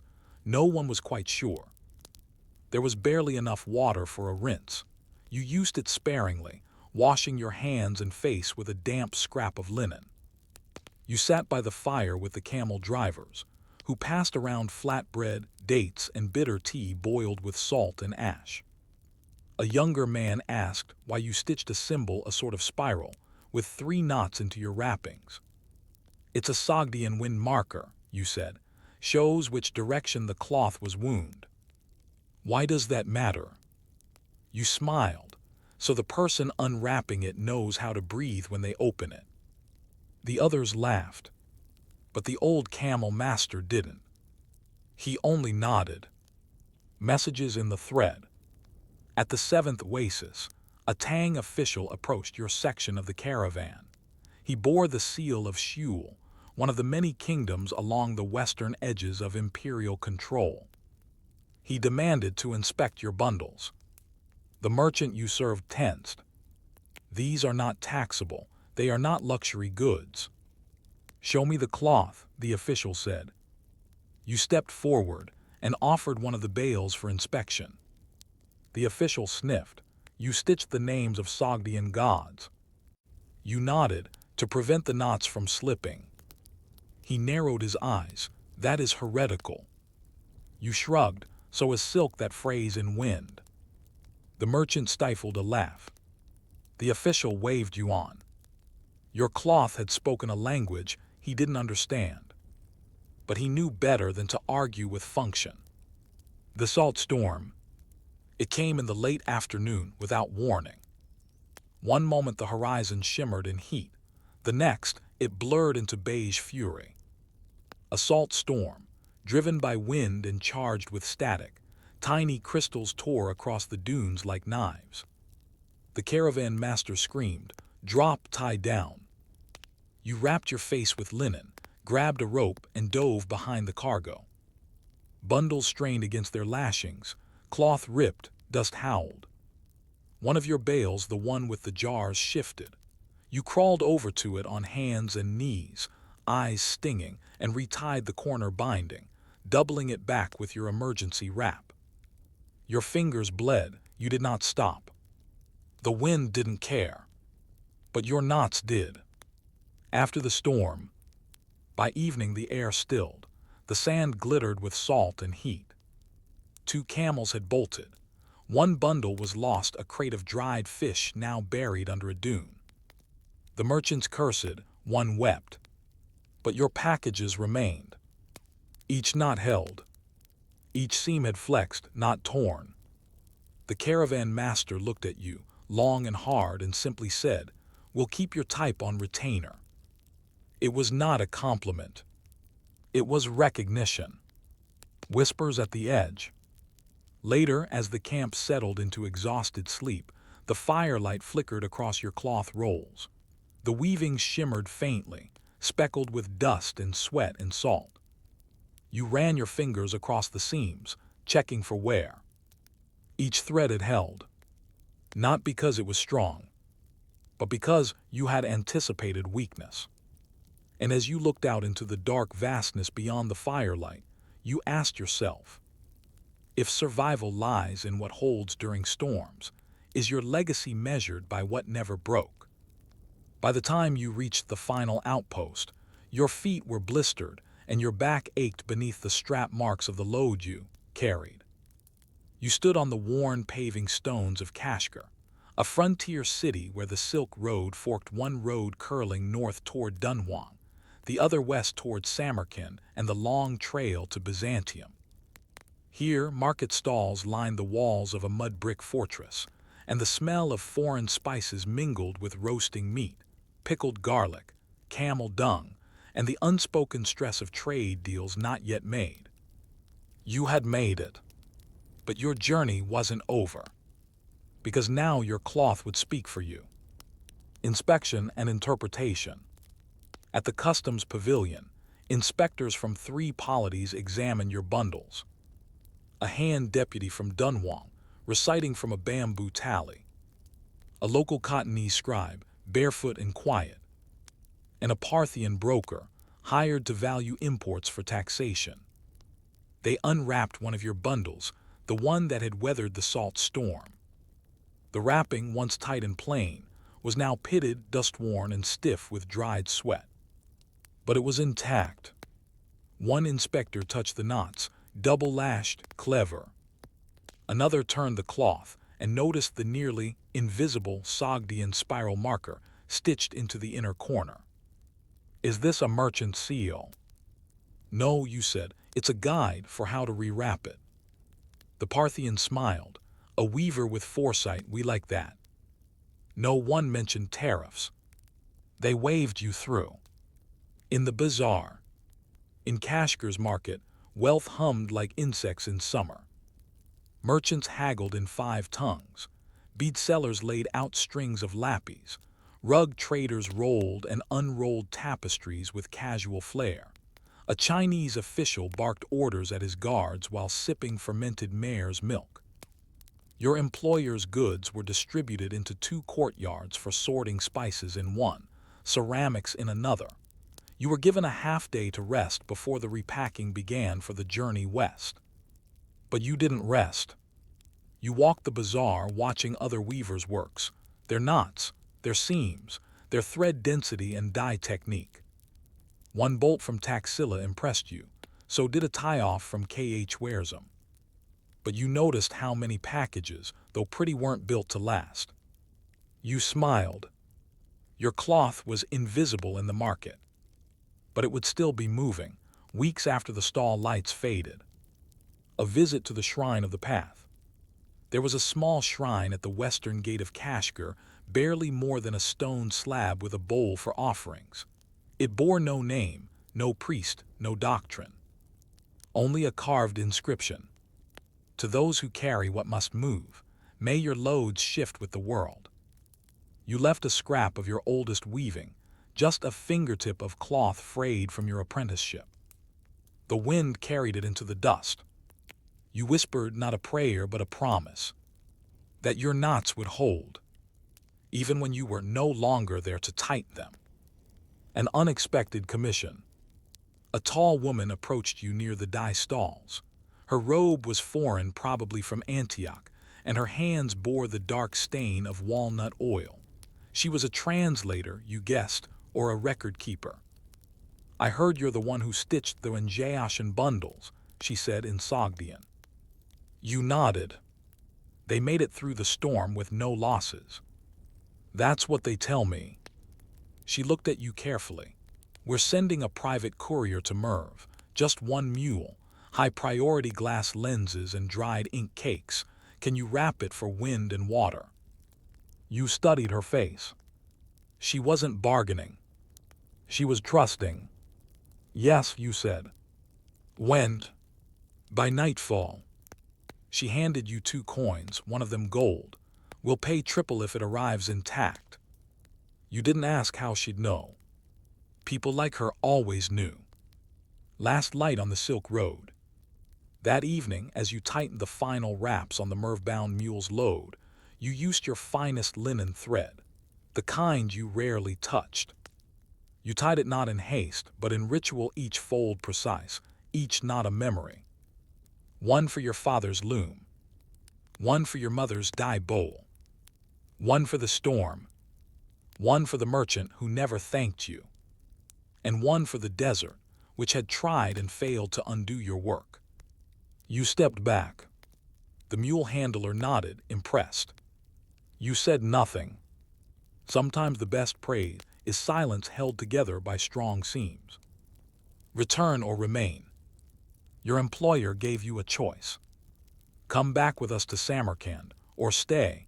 We need people like you in both places. You thought of home, the loom house, your uncle's quiet nods, your mother's fingers still stained with dye. But you also thought of what your cloth could do out here among goods, roads, strangers, and storms. You stayed. Not for fame, not for coin, but because a weaver must follow the thread, even if it leads beyond all known maps. The mark of the weaver. Years later, a merchant in Byzantium would unwrap a bale of spices sealed in faded cloth. On the inside seam, nearly hidden, he'd find a stitched spiral, a Sogdian wind marker.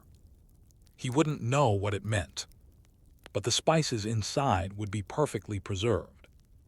He'd run his hand along the cloth and whisper to his apprentice, "Find the weaver who made this. We pay extra for his kind." They wouldn't know your name, but they would know your work, because your knots endured.